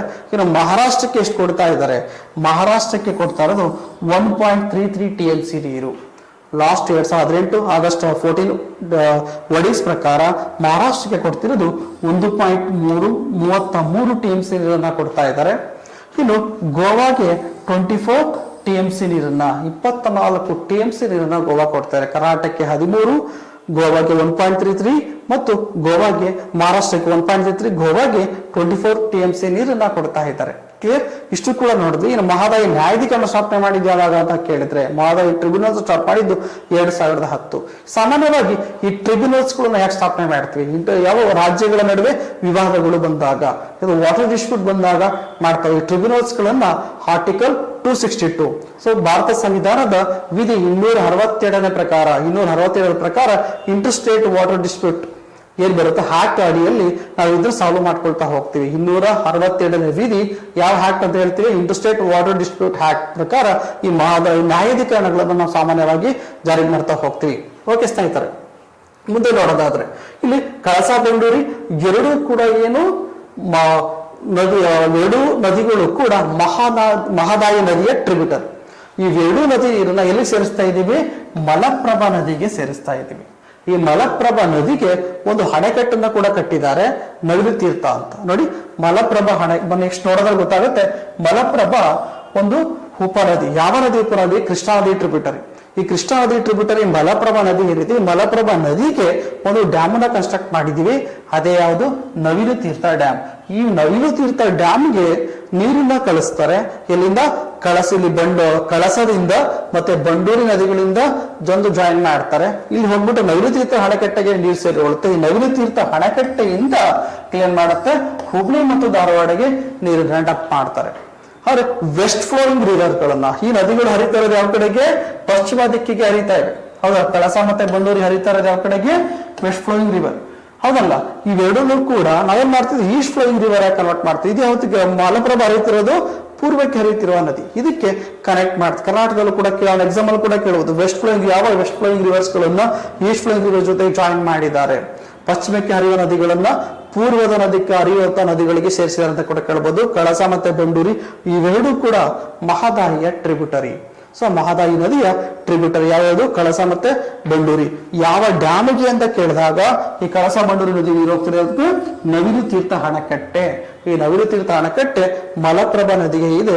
ಈ ನವಿಲು ತೀರ್ಥ ಬರೋದು ಬೆಳಗಾಂ ಡಿಸ್ಟಿಕ್ ಅಲ್ಲಿ ಬರುತ್ತೆ. ಬೆಳಗಾಂ ಡಿಸ್ಟಿಕ್ ಅಲ್ಲಿ ಬರುವಂತ ಒಂದು ಅಣೆಕಟ್ಟೆ ನವಿಲು ತೀರ್ಥ ಅಣೆಕಟ್ಟೆ. ಇಲ್ಲಿಂದ ಹುಬ್ಳಿ ಮತ್ತೆ ಧಾರವಾಡಗೆ ಕುಡಿಯೋ ನೀರನ್ನ ಕಳಿಸ್ತಾ ಹೋಗ್ತಾರೆ. ಡ್ರಿಂಕಿಂಗ್ ವಾಟರ್ನ ಕೊಡ್ಲಿಕ್ಕೋಸ್ಕರ ಈ ಒಂದು ಯೋಜನೆಯನ್ನು ಜಾರಿ ತಗೊಬಂದಿರೋದು. ಓಕೆ ಸ್ನೇಹಿತರೆ, ಇಲ್ಲಿ ಈ ಒಂದು ಚಿತ್ರವನ್ನು ಗಮನಿಸಿದ್ರೆ ಗೊತ್ತಾಗುತ್ತೆ ನಿಮ್ಗೆ. ನೋಡಿ, ಇದು ಮಲಪ್ರಭಾ ರಿವರ್. ಇದು ಮಲಪ್ರಭಾ ನದಿ ಈಗ ಹರ್ಕೊಂಡು ಹೋಗ್ತಾ ಇದೆ. ಇದು ಯಾವ ನದಿಯ ಉಪನದಿ, ಇದು ಕೃಷ್ಣಾ ನದಿಯ ಉಪನದಿ. ಈ ಕೃಷ್ಣಾ ನದಿಯ ಉಪನದಿ ಯಾವುದು, ಮಲಪ್ರಭಾ. ಇಲ್ಲಿ ನಾವೇನ್ ಮಾಡ್ತಾ ಇದ್ವಿ, ಕಳಸ. ನೋಡಿ ಈ ಭಾಗದಲ್ಲಿ ಬರೋ ನದಿ ಯಾವುದು, ಕಳಸ ರಿವರ್. ನೋಡಿ ಈ ಭಾಗದಲ್ಲಿ ಕಳಸ ರಿವರ್.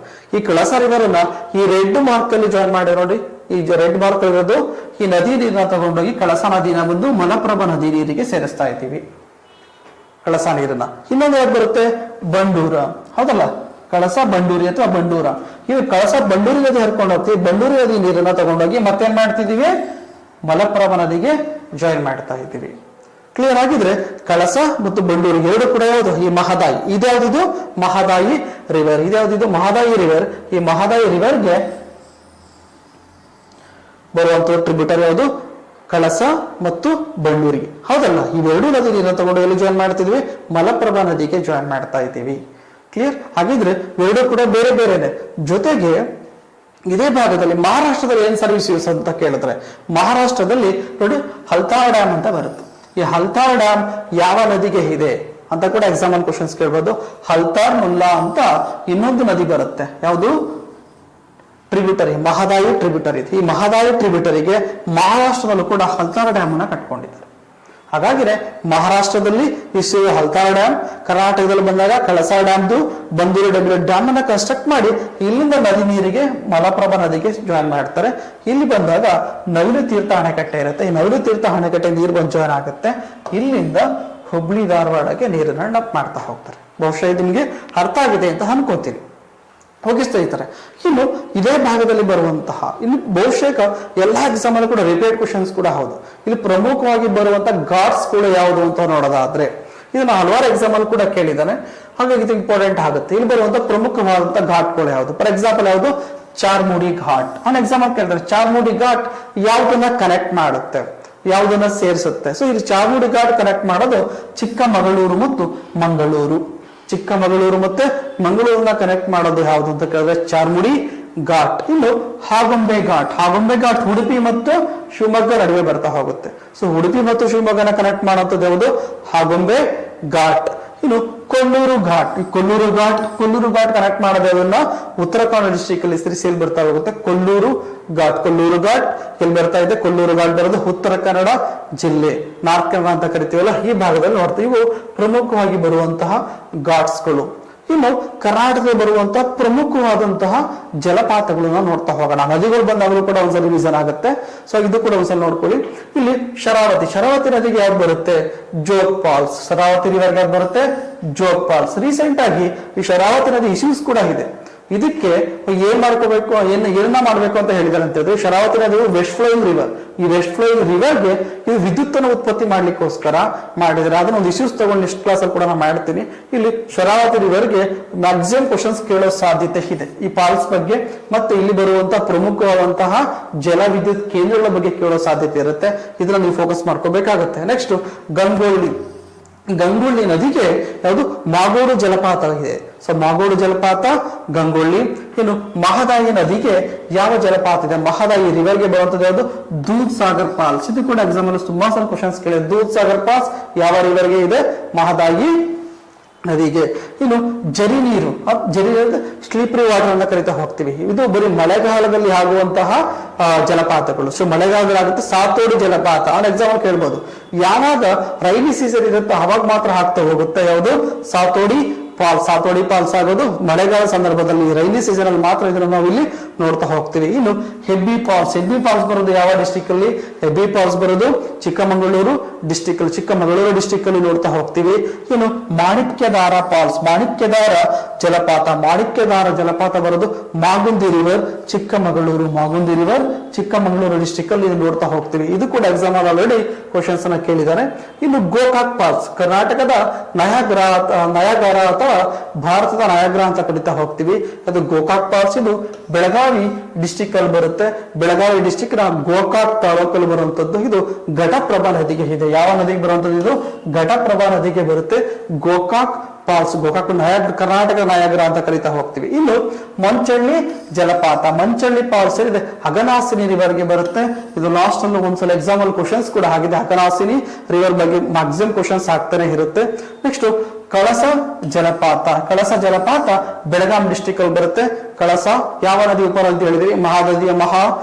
ಮಹದಾಯಿ ರಿವರ್ ಟ್ರಿಬ್ಯೂಟರಿ ಕಳಸ. ಈ ಕಳಸ ಬರ್ತಿರೋದ್ರಲ್ಲಿ ಬೆಳಗಾಮಲ್ಲೇ. ಈ ಕಳಸಗೆ ಒಂದು ಫಾಲ್ಸ್ ಕೂಡ ಇದೆ. ಕಳಸ ಫಾಲ್ಸ್ ಯಾವ ಡಿಸ್ಟಿಕ್ ಅಲ್ಲಿ ಬರುತ್ತೆ? ಬೆಳಗಾಮಿನ ಖಾನಾಪುರದಲ್ಲಿ ಇದನ್ನ ನೋಡ್ತಾ ಹೋಗ್ತೀವಿ. ನೆಕ್ಸ್ಟ್ ದಬ್ಬೆ ಫಾಲ್ಸ್ ಬರೋದು ಎಲ್ಲಿ? ಶಿವಮೊಗ್ಗ ಡಿಸ್ಟಿಕ್ ಅಲ್ಲಿ ದಬ್ಬೆ ಫಾಲ್ಸ್ ಬರ್ತಾ ಹೋಗುತ್ತೆ. ಇನ್ನು ಎಳ್ಳನೀರು ಜಲಪಾತ, ವಾಟರ್ ಫಾಲ್ಸ್ ಬರೋದು ಮಾವಿನ ಪಾಸಿನ ನದಿಯಲ್ಲಿದೆ. ಈ ಮಾವಿನ ಪಾಸ್ ರಿವರ್ ಬೆಳ್ತಂಗಡಿಯಲ್ಲಿ ಬರ್ತಾ ಹೋಗುತ್ತೆ.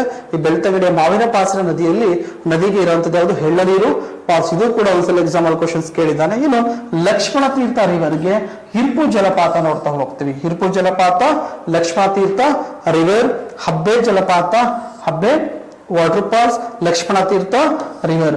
ಇಷ್ಟು ಕೂಡ ಇಲ್ಲಿ ಬರುವಂತಹ ಪ್ರಮುಖವಾದಂತಹ ಜಲಪಾತಗಳನ್ನು ನೋಡಿದ್ವಿ.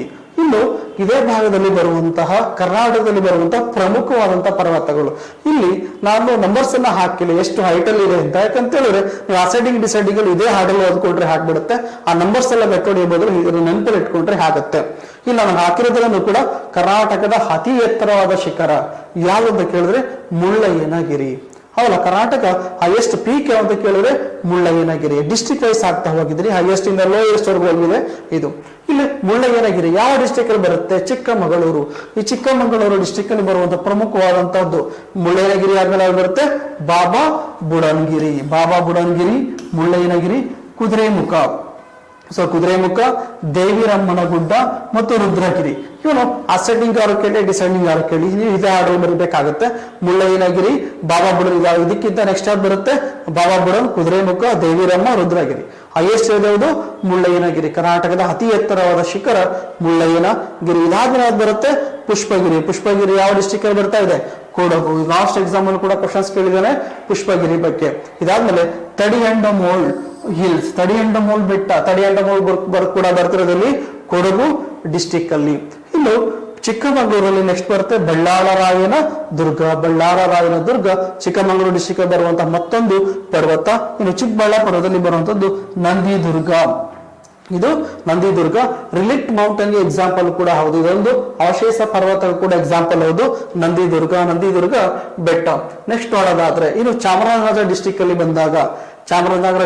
ಬಂದಾಗ, ಬೆಳಗಿರಿ ರಂಗನ ಬೆಟ್ಟ, ಬಿಳಿಗಿರಿ ರಂಗನ ಹಿಲ್ಸ್. ಬೆಳಗಿರಿ ರಂಗನ ಹಿಲ್ಸ್ ಏನಿದೆ ಇದು ಈಸ್ಟರ್ನ್ ಘಾಟ್ಗೆ ಸೇರುವಂತದ್ದು. ಇದು ಪೂರ್ವ ಘಟ್ಟಗಳಿಗೆ ಸೇರುವಂತದ್ದು ಯಾವುದು?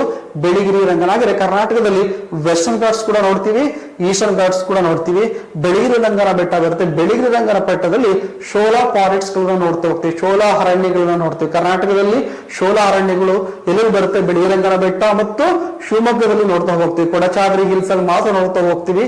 ಕರ್ನಾಟಕದಲ್ಲಿ ಬೆಳಗಿರಿ ರಂಗನ ಬೆಟ್ಟ ಮತ್ತು ಕೊಡಚಾದ್ರಿ ಹಿಲ್ಸ್ ಅಲ್ಲಿ ಶೋಲಾ ಅರಣ್ಯಗಳು, ಶೋಲಾ ಫಾರೆಸ್ಟ್ ನೋಡ್ತಾ ಹೋಗ್ತೀವಿ. ಈ ಬೆಳಗಿರಿ ರಂಗನ ಬೆಟ್ಟ, ಇಲ್ಲಿ ಬೆಳಗಿರಿ ರಂಗನಾಥ ಸ್ವಾಮಿಯ ಟೆಂಪಲ್ ಕೂಡ ನೋಡ್ತೀವಿ. ಇದೇ ಭಾಗದಲ್ಲಿ ಒಂದು ಟ್ರೈಬ್ಸ್ ಕೂಡ ಬರುತ್ತೆ. ಆ ಟ್ರೈಬ್ಸ್ ಸೋಲಿಗ ಟ್ರೈಬ್ಸ್. ಹೌದಲ್ಲ, ಸೋಲಿಗ ಟ್ರೈಬ್ಸ್ ಅನ್ನು ಕೂಡ ಈ ಭಾಗದಲ್ಲಿ ನೋಡ್ತೀವಿ. ನೆಕ್ಸ್ಟ್ ಚಿಕ್ಕಮಗಳೂರಲ್ಲಿ ಬರುವಂತದ್ದು ಇದು ವರಹ ಹಿಲ್ಸ್, ವರಹ ಪರ್ವತ. ಇಲ್ಲಿ ವರಹ ಪರ್ವತ ಯಾವ ರಾಜ್ಯದ ಯಾವ ಒಂದು ಡಿಸ್ಟಿಕ್ ಅಲ್ಲಿ ಬರುತ್ತೆ ಕೇಳಿದ್ರೆ ಯಾವುದು? ಚಿಕ್ಕಮಗಳೂರು. ಇದೇ ಚಾಮರಾಜನಗರ ಡಿಸ್ಟಿಕ್ ಅಲ್ಲಿ ಇನ್ನೊಂದು ಕೂಡ ಬರುತ್ತೆ, ಗೋಪಾಲಸ್ವಾಮಿ ಬೆಟ್ಟ, ಗೋಪಾಲಸ್ವಾಮಿ ಹಿಲ್ಸ್ ನೋಡ್ತಾ ಹೋಗ್ತೀವಿ. ಇಲ್ಲಿ ಗೋಪಾಲಸ್ವಾಮಿ ಅನ್ನೋದು ಗೋಪಾಲಸ್ವಾಮಿ ಟೆಂಪಲ್ ಕೂಡ ಈ ಭಾಗದಲ್ಲಿ ನೋಡ್ತಾ ಹೋಗ್ತೀವಿ. ಇನ್ನು ಚಿಕ್ಕಮಗಳೂರಲ್ಲಿ ಯಾವ್ದು ಬರುತ್ತೆ? ಚೆನ್ನಕೇಶವ ಹಿಲ್ಸ್, ಚೆನ್ನಕೇಶವ ಬೆಟ್ಟ, ಸ್ಕಂದಗಿರಿ, ಇವೆಲ್ಲ ಬರೋದು ಚಿಕ್ಕಮಗಳೂರಿನಲ್ಲಿ. ಇದಾದ್ಮೇಲೆ ಕೊಡಗಿನಲ್ಲಿ ಬ್ರಹ್ಮಗಿರಿ. ಎಕ್ಸಾಂಪಲ್ ಕೇಳಿದರೆ ಬ್ರಹ್ಮಗಿರಿ, ಪುಷ್ಪಗಿರಿ ಯಾವ ರಾಜ್ಯದಲ್ಲಿ ಬರುತ್ತೆ ಅಂತ, ಯಾವ ಜಿಲ್ಲೆಯಲ್ಲಿ ಬರುತ್ತೆ ಅಂತ ಕೇಳಿದ್ರೆ ಬ್ರಹ್ಮಗಿರಿ, ಪುಷ್ಪಗಿರಿ ವರ್ಗದಲ್ಲಿ ಕೊಡಗಿನಲ್ಲಿ ಬರುತ್ತೆ. ಇದೇ ಭಾಗದಲ್ಲಿ ಕಾವೇರಿ ನದಿ ಉಗಮಾಗೋದು ಕೂಡ ಹೌದಲ್ಲ. ನೆಕ್ಸ್ಟ್ ನೋಡಿದ್ರೆ ಶಿವಮೊಗ್ಗದಲ್ಲಿ ಯಾವ್ದು ಬರುತ್ತೆ? ಕೊಡಚಾದ್ರಿ ಹಿಲ್ಸ್. ಕೊಡಚಾದ್ರಿ ಹಿಲ್ಸ್ ಅಲ್ಲಿ ಸಾಮಾನ್ಯವಾಗಿ ಯಾವ್ದು ನೋಡ್ತಾ ಹೋಗ್ತೀವಿ ಅಂತ ಹೇಳಿದ್ರೆ ನೀವಾಗಲೇ ಹೇಳಿದಾಗೆ ಶೋಲಾ ಫಾರೆಸ್ಟ್ ಗಳನ್ನ ನೋಡ್ತಾ ಹೋಗ್ತೀವಿ. ಕೆಲವು ಭಾಗದಲ್ಲಿ ಮಾತ್ರ ಕರ್ನಾಟಕದಲ್ಲಿ ಶೋಲಾ ಫಾರೆಸ್ಟ್ ನೋಡ್ತೀವಿ. ಅದೆಲ್ಲಿ ಯಾವ ಬೆಟ್ಟಗಳು ಅಂತ ಕೇಳಿದಾಗ ಕೊಡಚಾದ್ರಿ ಮತ್ತೆ ಬೆಳಗಿರಿ ರಂಗನ ಬೆಟ್ಟಗಳಲ್ಲಿ, ಅಂದ್ರೆ ಏನಂತ ಫಾರೆಸ್ಟ್ ಏರಿಯಾ ಬಂದಾಗ ಮಾತಾಡ್ತಾ ಹೋಗ್ತೀವಿ. ಓಕೆ ಸ್ನೇಹಿತರೆ, ಇಷ್ಟು ಇದಲ್ದೇನೆ ಇನ್ನು ಚಿಕ್ಕಬಳ್ಳಾಪುರ ಬಂದಾಗ ಚಿಕ್ಕಬಳ್ಳಾಪುರದಲ್ಲಿ ದೇವ ಬೆಟ್ಟವನ್ನು ನೋಡ್ತಾವೆ. ಚಿಕ್ಕಬಳ್ಳಾಪುರ ಡಿಸ್ಟಿಕ್ ಅಲ್ಲಿ ಯಾವ್ದು ಬರುತ್ತೆ? ನೆಕ್ಸ್ಟ್ ಒಂದು ದೇವ ಬೆಟ್ಟ. ನೆಕ್ಸ್ಟ್ ತುಮಕೂರಿನಲ್ಲಿ ಬರುವಂತದ್ದು ದೇವರಾಯನ ದುರ್ಗ ತುಮಕೂರು. ಕೋಲಾರದಲ್ಲಿ ಚನ್ನರಾಯನ ದುರ್ಗ ಬೆಟ್ಟ, ಚನ್ನರಾಯನ ದುರ್ಗ ಹಿಲ್ಸ್ ನೋಡ್ತೇವೆ. ಚಿತ್ರದುರ್ಗ ಹಿಲ್ಸ್, ಚಿತ್ರದುರ್ಗ ಬೆಟ್ಟವನ್ನು ನೋಡ್ತಾ ಹೋಗ್ತೀವಿ. ನೆಕ್ಸ್ಟ್ ಮಂಡ್ಯದಲ್ಲಿ ಮೇಲುಕೋಟೆ. ಈ ಮೇಲುಕೋಟೆಯಲ್ಲಿ ವೈರಮಡಿ ಉತ್ಸವ ನಡೀತಾ ಹೋಗುತ್ತೆ. ಕರ್ನಾಟಕದಲ್ಲಿ ನಡೆಯುವಂತಹ ಪ್ರಮುಖ ಉತ್ಸವಗಳಲ್ಲಿ ವೈರಮಡಿ ಉತ್ಸವ ಕೂಡ ಹೌದು. ಮೇಲುಕೋಟೆ ಚೆಲುವರಾಯಣ ಸ್ವಾಮಿ ಕೂಡ ಬರುತ್ತೆ. ಇಲ್ಲಿ ವೈರಮುಡಿ ಉತ್ಸವ ಕೂಡ ನಡೆಯುತ್ತೆ. ಇದಾದ್ಮೇಲೆ ಮೈಸೂರಿಗೆ ಬರುತ್ತದೆ ಯಾವುದು? ಚಾಮುಂಡಿ ಬೆಟ್ಟ. ಮಂಡ್ಯದಲ್ಲಿ ಬಂದಾಗ ಆದಿಚುಂಚನಗಿರಿ ಬೆಟ್ಟಗಳು. ಇವೆಲ್ಲವೂ ಕೂಡ ಕರ್ನಾಟಕದಲ್ಲಿರುವಂತಹ ಪ್ರಮುಖವಾದಂತಹ ಪರ್ವತ ಭಾಗಗಳನ್ನು ನಾವಿಲ್ಲಿ ನೋಡಿದ್ವಿ. ಕರ್ನಾಟಕದಲ್ಲಿ ಬರುವಂತಹ ಪ್ರಮುಖವಾದಂತಹ ಹಿಲ್ಸ್ಗಳು ಯಾವುದು ಅಂತ ಕೇಳಿದ್ರೆ ಇಷ್ಟನ್ನು ನೀವು ಲಿಸ್ಟ್ ಅನ್ನ ಮಾಡ್ಕೋಬೇಕಾಗುತ್ತೆ. ಇದು ಸಾಮಾನ್ಯವಾಗಿ ಏನ್ ಮಾಡ್ತಾರೆ, ಒಂದ್ ಕಡೆ ಡಿಸ್ಟ್ರಿಕ್ಟ್ ಕೊಡ್ತಾರೆ, ಒಂದ್ ಕಡೆ ಆ ಬೆಟ್ಟಗಳನ್ನ ಕೊಟ್ಬಿಡ್ತಾರೆ, ಮ್ಯಾಚ್ ಫಾಲೋಯಿಂಗ್ ಕೇಳ್ತಾರೆ, ಅಥವಾ ಇದರಲ್ಲಿ ಯಾವ್ದು ಕರೆಕ್ಟ್ ಇಲ್ಲ ಅಂತ ಕೇಳ್ತಾರೆ, ಅಥವಾ ಅಸೆಂಡಿಂಗ್ ಅಥವಾ ಡಿಸೆಂಡಿಂಗ್ ಅಲ್ಲಿ ಕೇಳ್ತಾ ಹೋಗ್ಬೋದು. ಓಕೆ, ನೋಡೋದಾದ್ರೆ ಇನ್ನು ಭಾರತದ ಕರ್ನಾಟಕದ ಭಾಗಗಳು ಮೂರನೇ ಭಾಗ ನೋಡೋದಾದ್ರೆ ಪೂರ್ವದ ಭಾಗ. ಪೂರ್ವ ಭಾಗವನ್ನು ಏನ್ ಮಾಡ್ಕೊಂಡಿದ್ವಿ? ಉತ್ತರ ಕರ್ನಾಟಕ, ದಕ್ಷಿಣ ಕರ್ನಾಟಕ ಅಂತ ಮಾಡ್ಕೊಂಡಿದ್ವಿ. ಈ ಕರ್ನಾಟಕ, ಉತ್ತರ ಕರ್ನಾಟಕ ಮತ್ತು ದಕ್ಷಿಣ ಕರ್ನಾಟಕ ಆಗಿದ್ರೆ ಎಕ್ಸಾಮ್ ಕ್ವಶನ್ಸ್ ಕೇಳ್ತಾನೆ, ಉತ್ತರ ಕರ್ನಾಟಕ ಮತ್ತು ದಕ್ಷಿಣ ಕರ್ನಾಟಕ ಎರಡನ್ನೂ ಡಿವೈಡ್ ಮಾಡುವಂತ ರಿವರ್ ಯಾವುದು? ಕರ್ನಾಟಕ, ಉತ್ತರ ಕರ್ನಾಟಕ ಮತ್ತು ದಕ್ಷಿಣ ಕರ್ನಾಟಕ ಅಂತ ವಿಭಜನೆ ಮಾಡುವಂತ ನದಿ ಯಾವುದು ಅಂತ ಕೇಳಿದ್ರೆ ತುಂಗಭದ್ರಾ ರಿವರ್. ಈ ತುಂಗಭದ್ರಾ ರಿವರ್ ಏನಿದೆ, ಈ ತುಂಗಭದ್ರಾ ನದಿ ಉತ್ತರ ಕರ್ನಾಟಕ ಮತ್ತು ದಕ್ಷಿಣ ಕರ್ನಾಟಕ ಅಂತ ಡಿವೈಡ್ ಮಾಡುತ್ತೆ. ಎಕ್ಸಾಮ್ ಅಲ್ಲಿ ಕೇಳ್ಬೋದು, ಉತ್ತರ ಕರ್ನಾಟಕ ಮತ್ತು ದಕ್ಷಿಣ ಕರ್ನಾಟಕ ಎಂದು ವಿಭಜನೆ ಮಾಡುವಂತಹ ನದಿ ಯಾವುದು ಅಂತ ಕೇಳಿದ್ರೆ ವಿಭಜನೆ ಮಾಡುವಂತ ನದಿ ತುಂಗಭದ್ರಾ ನದಿ ಯಾವ ನದಿಯ ಉಪನದಿ ಅಂತ ಕೇಳ್ತಾರೆ. ತುಂಗಭದ್ರಾ ನದಿ ಕೃಷ್ಣಾ ನದಿಯ ಟ್ರಿಬ್ಯೂಟರಿ. ಇದು ಹುಟ್ಟಬೇಕಾದಾಗ ತುಂಗಾನೇ ಬೇರೆ ಭದ್ರಾನೇ ಬೇರೆ ಆಗಿ ಹುಟ್ಟುತ್ತೆ. ಎರಡು ನದಿಗಳು ಕೂಡ ಬೇರೆ. ಮತ್ತೆ ಒಂದು ಎರಡು ಜಾನ್ ಆಗಿ ತುಂಗಭದ್ರಾ ನದಿ ಹಾಕ್ತಾ ಹೋಗುತ್ತೆ. ಬಳ್ಳಾರಿಯಿಂದ ಮುಂದೆ ಬಂದು ಇದೇನ್ ಮಾಡುತ್ತೆ, ಕೃಷ್ಣಾ ನದಿನ ಸೇರ್ಕೊಳ್ಳುತ್ತೆ. ಯಾವುದು, ತುಂಗಭದ್ರಾ ನದಿ. ತುಂಗಭದ್ರಾ ನದಿ ಕರ್ನಾಟಕ, ಉತ್ತರ ಕರ್ನಾಟಕ, ದಕ್ಷಿಣ ಕರ್ನಾಟಕ, ಸೌತ್ ಕರ್ನಾಟಕ, ನಾರ್ತ್ ಕರ್ನಾಟಕ ಅಂತ ವಿಭಜನೆಯನ್ನ ಮಾಡ್ತಾ ಹೋಗುತ್ತೆ. ಇನ್ನು ಉತ್ತರ ಕರ್ನಾಟಕದಲ್ಲಿ ಹರಿಯುವಂತಹ ಪ್ರಮುಖವಾದಂತಹ ನದಿಗಳು ಯಾವುದು ಅಂತ ನೋಡಿದ್ರೆ ನಾರ್ತ್ ಕರ್ನಾಟಕ ಬಂದಾಗ, ಸೊ ನಾರ್ತ್ ಕರ್ನಾಟಕ ಡಿವಿಷನ್ ಯಾವ್ಯಾವುದು, ಯಾವುದು, ಕೃಷ್ಣಾ ನದಿ. ತುಂಬಾ ಇಂಪಾರ್ಟೆಂಟ್. ಯಾವುದು, ಕೃಷ್ಣಾ ನದಿ. ಕರ್ನಾಟಕದ ಕರ್ನಾಟಕದ 17 ಡಿಸ್ಟಿಕ್ಗೆ ಅಥವಾ ಮೋರ್ ದೆನ್ 50% ಅಂತ ಹೇಳ್ಬೋದು. ಇಲ್ಲಿ 17 ಜಿಲ್ಲೆಗಳಿಗೆ 17 ಡಿಸ್ಟಿಕ್ಗೆ ನೀರಂತ ಕೊಡ್ತಾ ಹೋಗುತ್ತೆ. ಕರ್ನಾಟಕದ ಅಲ್ಲಿ ಅತ್ಯಂತ ಹೆಚ್ಚು ಇರಿಗೇಷನ್ ಕೊಡುವಂತ ನದಿ ಯಾವುದು, ರಿವರ್ ಯಾವುದು ಕೇಳಿದ್ರೆ ಕೃಷ್ಣಾ ನದಿ. ಕೃಷ್ಣಾ ನದಿ ಯಾವ್ದು ಬರುತ್ತೆ, ಭೀಮನು ಕೂಡ ಕೃಷ್ಣಾ ನದಿಯ ಟ್ರಿಬ್ಯೂಟರಿ. ತುಂಗಭದ್ರಾ, ಘಟಪ್ರಭಾ, ಮಲಪ್ರಭಾ ಎಲ್ಲವೂ ಕೂಡ ಕೃಷ್ಣಾ ನದಿಯ ಉಪನದಿನೇ. ಕ್ಲಿಯರ್. ರಿವರ್ ಸಿಸ್ಟಮ್ ನದಿಯನ್ನು ಮಾತಾಡ್ತಾ ಹೋಗ್ತೀನಿ. ಸೊ ಕೃಷ್ಣಾ ನದಿ, ಭೀಮಾ, ತುಂಗಭದ್ರಾ, ಘಟಪ್ರಭಾ, ಮಲಪ್ರಭಾ ಇವೆಲ್ಲವೂ ಕೂಡ ಉತ್ತರ ಕರ್ನಾಟಕದಲ್ಲಿ ಬರುವಂತಹ ಪ್ರಮುಖವಾದಂತಹ ನದಿಗಳು, ಪ್ರಮುಖವಾದಂತಹ ನದಿ ವ್ಯವಸ್ಥೆಗಳು. ಇಲ್ಲಿ ಯಾವ ರೀತಿ ಸಾಯಿಲ್ ನ ನೋಡ್ತಾ ಹೋಗ್ತೀವಿ. ಈ ಇಲ್ಲಿ ನೋಡೋದು ಬ್ಲಾಕ್ ಸಾಯಿಲ್ ಅನ್ನು ನೋಡ್ತೀವಿ. ಯಾವ ನೋಡ್ತಾ ಹೋಗ್ತೀವಿ, ಈ ಭಾಗದಲ್ಲಿ ಸಂಪೂರ್ಣ ಉತ್ತರ ಕರ್ನಾಟಕ ಬಂದಾಗ ಕಪ್ಪು ಮಣ್ಣನ್ನ ನೋಡ್ತಾ ಹೋಗ್ತೀವಿ. ಇದನ್ನ ಬ್ಲಾಕ್ ಕಾಟನ್ ಸಾಯಿಲ್ ಅಂತಾನು ಕೂಡ ಕರಿತಾ ಹೋಗ್ತೀವಿ. ಕಪ್ಪು ಹತ್ತಿಯ ಮಣ್ಣು ಅಂತಾನು ಕೂಡ ಕರಿತಾ ಹೋಗ್ತೀವಿ. ಹೌದಲ್ಲ. ಇದು ಈ ಬ್ಲಾಕ್ ಸಾಯಿಲ್ ಸ್ವಲ್ಪ ನೋಡ್ಬಿಡುವ. ಈ ಬ್ಲಾಕ್ ಸಾಯಿಲ್ ಯಾವುದರಿಂದ ಆಗಿರುತ್ತೆ. ನಾನು ಫಿಸಿಕಲ್ ಜಿಯೋಗ್ರಫಿ ಕ್ಲಾಸ್ ಅನ್ನ ಕೇಳಿದಾಗ ನೀವು ನೋಡಿ ನಾನು ಹೇಳಿರ್ತೀನಿ, ಭೂಮಿ ಒಳಗಡೆ ನಮ್ಮ ಮ್ಯಾಗ್ಮಾ ಹೊರಗಡೆ ಬರ್ತಿರುತ್ತೆ. ಮ್ಯಾಗ್ಮಾದಲ್ಲಿ 2 ಟೈಪ್ಸ್ ಮ್ಯಾಗ್ಮಾ ಇರುತ್ತೆ. ಒಂದು ಅಸಿಟಿಕ್ ಲಾವಾ, ಇನ್ನೊಂದು ಬೇಸಿಕ್ ಲಾವಾ. ಒಂದು ಆಮ್ಲೀಯ ಲಾವಾ, ಇನ್ನೊಂದು ಕ್ಷಾರೀಯ ಲಾವಾ. ಇದ್ಯಾವುದು, ಬೇಸಿಕ್ ಲಾವಾ. ಹೌದಲ್ಲ, ಬೇಸಿಕ್ ಕ್ಷಾರೀಯ ಲಾವ. ಸೊ ಹೊರಗಡೆ ಬರ್ತಿರೋದ್ರಿಂದ ಕ್ಷಾರೀಯ ಲಾವ. ಇಲ್ಲಿ ಅದಕ್ಕೆ ಮೌಂಟೈನ್ಸ್ ಆಗಿರಲ್ಲ, ಪ್ಲೈನ್ ಏರಿಯಾಗಳನ್ನ ನೋಡ್ತಾ ಹೋಗ್ತೀವಿ ನಾರ್ತ್ ಕರ್ನಾಟಕ ಹೋದಾಗ. ಜೊತೆಗೆ ಇದರಲ್ಲಿ ಬಸಾಲ್ಟ್ ರಾಕ್ಸ್ ಅನ್ನ ನೋಡ್ತಾ ಹೋಗ್ತೀವಿ. ಬೇಸಿಕ್ ಲಾವಾದಲ್ಲಿ ಯಾವ ನೋಡ್ತಾ ಹೋಗ್ಬೋದು, ಬಸಾಲ್ಟ್ ರಾಕ್ಸ್ ಗಳು. ಈ ಬಸಾಲ್ಟ್ ರಾಕ್ಸ್ ಇರೋದ್ರಿಂದ ಉತ್ತರ ಕರ್ನಾಟಕದ ಭಾಗದಲ್ಲಿ ಈ ಬ್ಲಾಕ್ ಸಾಯಿಲ್ಸ್ ಗಳಿದೆ. ಅವನ ಎಕ್ಸಾಂಪಲ್ ಕೇಳ್ಬೋದು, ಬಸಾಲ್ಟ್ ರಾಕ್ಸ್ ಗಳು ಎಷ್ಟು ಯಾವ ಕರ್ನಾಟಕದ ಯಾವ ಭಾಗದಲ್ಲಿ ಕಂಡು ಬರ್ತವೆ, ಉತ್ತರ ಕರ್ನಾಟಕದ ಭಾಗ. ಈ ಬಸಾಲ್ಟ್ ರಾಕ್ಸ್ ಕಂಡು ಬರೋದ್ರಿಂದ ಅಲ್ಲಿ ಯಾವ ರೀತಿ ಸಾಯಿಲ್ಸ್ ಇದೆ, ಬ್ಲಾಕ್ ಸಾಯಿಲ್. ನೋಡಿ, ಬ್ಲಾಕ್ ಸಾಯಿಲ್. ಈ ಬ್ಲಾಕ್ ಸಾಯಿಲ್ ಅಲ್ಲಿ ಈ ಮಧ್ಯೆ ನೋಡಿ ಈ ಬಿರುಕುಗಳು ಉಂಟಾಗೆ ನೋಡಿ, ಈ ತರ ಕ್ರಾಕ್ ಆಗಿರೋದನ್ನ ಏನಕ್ಕೆ. ಈ ಬ್ಲಾಕ್ ಸಾಯಿಲ್ ಇದು ಒಂದ್ ಸಾಯಿಲ್ ಮಾತ್ರ ಈ ತರ ಏನಾಗುತ್ತೆ, ಓಪನ್ ಆಗುತ್ತೆ. ಕಾರಣ ಇಷ್ಟೇನೆ, ಇದು ಯಾವಾಗ ಇದು ಬ್ಲಾಕ್ ಸಾಯಿಲ್ ಓಪನ್ ಆಗುತ್ತೋ ಆವಾಗ ಇದ್ರೊಳಗಡೆ ಹೇರ್ ಮೂವ್ ಆಗುತ್ತೆ. ಯಾವಾಗ ಗಾಳಿ ಒಳಗಡೆ ಹೋಗುತ್ತೋ ಆ ಗಾಳಿಯಲ್ಲಿರುವ ಮಾಯಿಶ್ಚರ್ ಕಂಟೆಂಟ್ ನೆಲ್ಲ ಏನ್ ಮಾಡುತ್ತೆ, ಬ್ಲಾಕ್ ಸಾಯಿಲ್ ಹೀರ್ಕೊಳ್ಳುತ್ತೆ. ಕ್ಲಿಯರ್. ಆ ಬ್ಲಾಕ್ ಸಾಯಿಲ್ ನಲ್ಲಿ ಬ್ಲಾಕ್ ಸಾಯಿಲ್ ಅದು ಓಪನ್ ಆಗದೆ ಏರಲ್ಲಿರುವಂತಹ ಮಾಯಿಶ್ಚರ್ ಕಂಟೆಂಟ್ ನ ತಗೊಳ್ಳಿಕ್ಕೋಸ್ಕರ, ತೇವಾಂಶವನ್ನ ಹೀರ್ಕೊಳ್ಳಿಕ್ಕೋಸ್ಕರ. ಕ್ಲಿಯರ್. ಹಾಗೆ ನೋಡಿ, ನಾರ್ತ್ ಕರ್ನಾಟಕದಲ್ಲಿ ಇವತ್ತು ಹತ್ತಿ ಹಾಕಿರ್ತಾರೆ, 1 ವರ್ಷ ಬಿಟ್ಟಿದ್ರು ಕೂಡ ಅದು ಹಾಗೆ ಇರುತ್ತೆ. ಜೋಳ ಹಾಕಿರ್ತಾರೆ, ಹಾಗೆ ಬಿಟ್ಟಿರ್ತಾರೆ. ಕಾರಣ ಏನು ಅಂತ ಹೇಳಿದ್ರೆ ಅಲ್ಲಿ ಆ ಬ್ಲಾಕ್ ಸಾಯಿಲ್ ಏನಾಗಿರುತ್ತೆ, ಬಿರುಕನ್ನ ಬಿಟ್ಟು ಆ ಸಿಗುವಂತದ್ದು ಏರಲಿರುವಂತ ಮಾಯಿಶ್ಚರ್ ಕಂಟೆಂಟ್ ನ ಯೂಸ್ ಮಾಡ್ಕೊಂಡು ಬೆಳೆಯನ್ನ, ಕ್ರಾಪ್ಸ್ ಅನ್ನ ಬೆಳೀತಾ ಹೋಗ್ತದೆ. ಹೌದಲ್ಲ. ಹಾಗಾಗಿನೇ ಇಲ್ಲಿ ಡ್ರಾಟ್ ರೆಸಿಸ್ಟೆಂಟ್ ಕ್ರಾಪ್ಸ್ ಗಳನ್ನ ಬೆಳೀತಾ ಹೋಗ್ತೀವಿ. ಉದಾಹರಣೆಗೆ ಯಾವುದು, ಕೊತ್ತಂಬರಿ ಹಾಕ್ಬೋದು, ಗ್ರಾಮ ಹಾಕ್ಬೋದು. ಇವೆಲ್ಲದನ್ನು ಈ ಭಾಗದಲ್ಲಿ ಮತ್ತೆ ಬ್ಲಾಕ್ ಕಾಟನ್ಸ್, ಇಲ್ಲಿ ಕಾಟನ್ ಬೆಳೆಯೋದು ಹಾಕ್ಬೋದು. ಇವೆಲ್ಲನೂ ಕೂಡ ನೋಡ್ತಾ ಹೋಗ್ತೀವಿ. ಜೋವರ್ ಹಾಕ್ಬೋದು, ಜೋಳ. ಇಲ್ಲಿ ಉತ್ತರ ಕರ್ನಾಟಕದಲ್ಲಿ ಬೆಳೀತಾ ಹೋಗ್ತೀವಿ. ಎಲ್ಲಿ ಬ್ಲಾಕ್ ಸಾಯಿಲ್ ಇರುತ್ತೋ, ಉದಾಹರಣೆಗೇನು ಎಲ್ಲಿ ಬಸಾಲ್ಟ್ ಇರುತ್ತೋ ಅಲ್ಲಿ ಬ್ಲಾಕ್ ಸಾಯಿಲ್ ಇರುತ್ತೆ. ಎಲ್ಲಿ ಬ್ಲಾಕ್ ಸಾಯಿಲ್ ಇರುತ್ತೋ ಅಲ್ಲಿ ಮಳೆ ಕಡಿಮೆ ಆಗುತ್ತೆ. ಎಲ್ಲಿ ಮಳೆ, ಯಾಕೆ ಅಂತ ಹೇಳಿದ್ರೆ ಈ ಭಾಗದಲ್ಲಿ ಇಯರ್ಲಿ 70 ಸೆಂಟಿಮೀಟರ್ ಅಷ್ಟೇ ಮಳೆ ಆಗುತ್ತೆ. ಯಾಕೆ 70 ಸೆಂಟಿಮೀಟರ್ ಅಷ್ಟೇ ಮಳೆ ಆಗುತ್ತೆ, ಇಲ್ಲಿ ಯಾವುದೇ ರೀತಿಯ ಮೌಂಟೇನ್ಸ್ ಗಳು ನೋಡೋದಕ್ಕೆ ಬಂದಿರೋದು ಬೇಸಿಕ್ ಲಾವಾ. ಬೇಸಿಕ್ ಲಾವಾ ಇತ್ತಂದ್ರೆ ಮೌಂಟೇನ್ಸ್ ಆಗಲ್ಲ, ಪ್ಲೇನ್ ಏರಿಯಾ ಆಗುತ್ತೆ. ಒಂದ್ ವೇಳೆ ಮೌಂಟೇನ್ಸ್ ಇದ್ರೆ ಓರಿಯೋಗ್ರಫಿಕ್ ರೈನ್ಫಾಲ್ ಆಗ್ತಿತ್ತು, ಪರ್ವತ ಜನಿತ ಮಳೆ ಆಗ್ತಾ ಇತ್ತು. ಮಳೆ ಬಂದು ಈ ಪರ್ವತಗಳು ತಡೆದು ಇದರಿಂದ ಏನಾಗ್ತಿತ್ತು, ಈ ಭಾಗದಲ್ಲಿ ಮೋಡಗಳು ತಡೆದು ಮಳೆ ಆಗ್ತಿತ್ತು.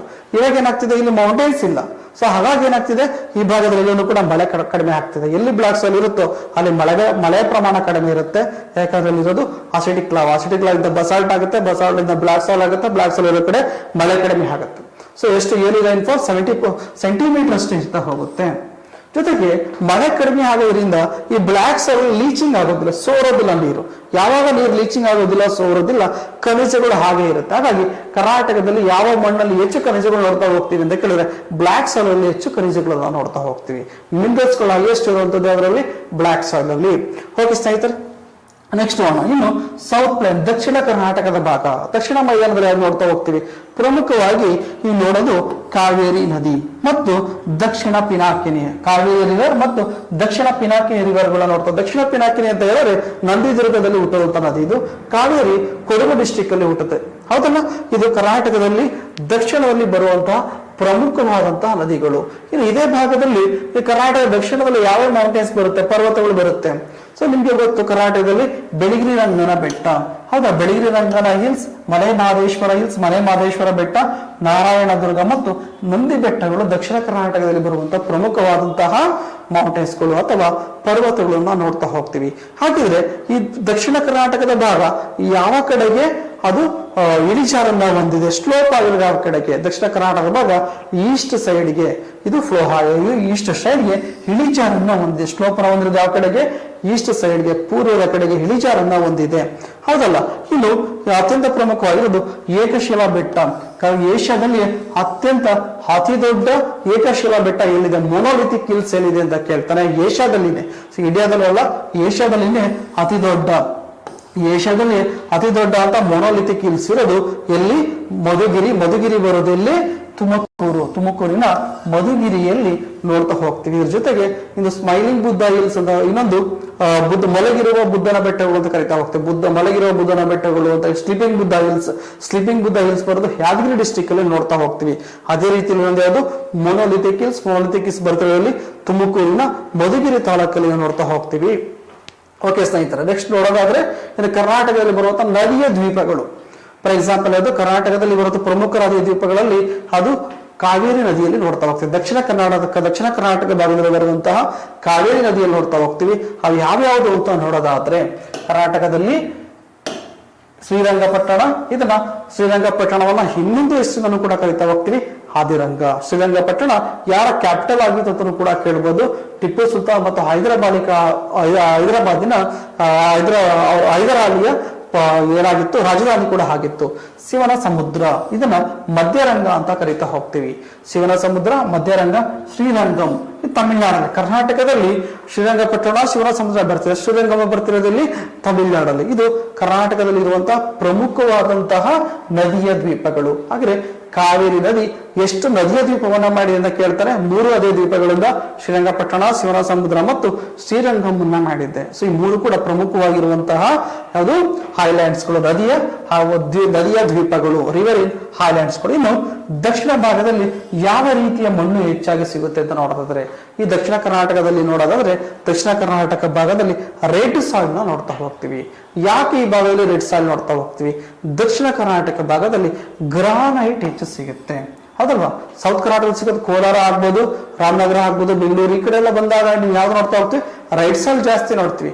ಯಾಕೆ ರೆಡ್ ಸಾಯಿಲ್ ಅಂತ ಹೇಳಿದ್ರೆ ಈ ಭಾಗದಲ್ಲಿ ಗ್ರಾನೈಟ್ ಸಿಗುತ್ತೆ. ಗ್ರಾನೈಟ್ ಯಾವ್ದು ಜಾಸ್ತಿ ಇರುತ್ತೆ, ಫೆರಸ್ ಅಥವಾ ಐರನ್ ಜಾಸ್ತಿ ಇರುತ್ತೆ. ಹಾಗಾಗಿ ರೆಡ್ ಸಾಯಿಲ್ ರೆಡ್ ಲಾಕ್ ಕಾರಣಕ್ಕೆ ಏನು ಕಬ್ಬಿಣ ಜಾಸ್ತಿ ಇರುತ್ತೆ, ಫೆರಸ್ ಜಾಸ್ತಿ ಇರೋದೇ ಕಾರಣ ಆಗಿದೆ. ಫೆರಸ್ ಜಾಸ್ತಿ ಇರೋದ್ರಿಂದ ಈ ಭಾಗದಲ್ಲಿ ಗ್ರಾನೈಟ್ ಸಿಗುತ್ತೆ. ಗ್ರಾನೈಟ್ ಇಂದ ರೈಟ್ ಸಾಯಿಲ್ ನಮ್ಗೆ ಈ ಭಾಗದಲ್ಲಿ ಸಿಗ್ತಾ ಹೋಗುತ್ತೆ. ಅಂದ್ರೆ ಸಿಂಪಲ್ ಆಗೇನು, ಬಸಾಲ್ಟ್ ಇದ್ರೆ ಬ್ಲಾಕ್ ಸಾಯಿಲ್, ಗ್ರಾನೈಟ್ ಇದ್ರೆ ರೆಡ್ ಸಾಯಿಲ್.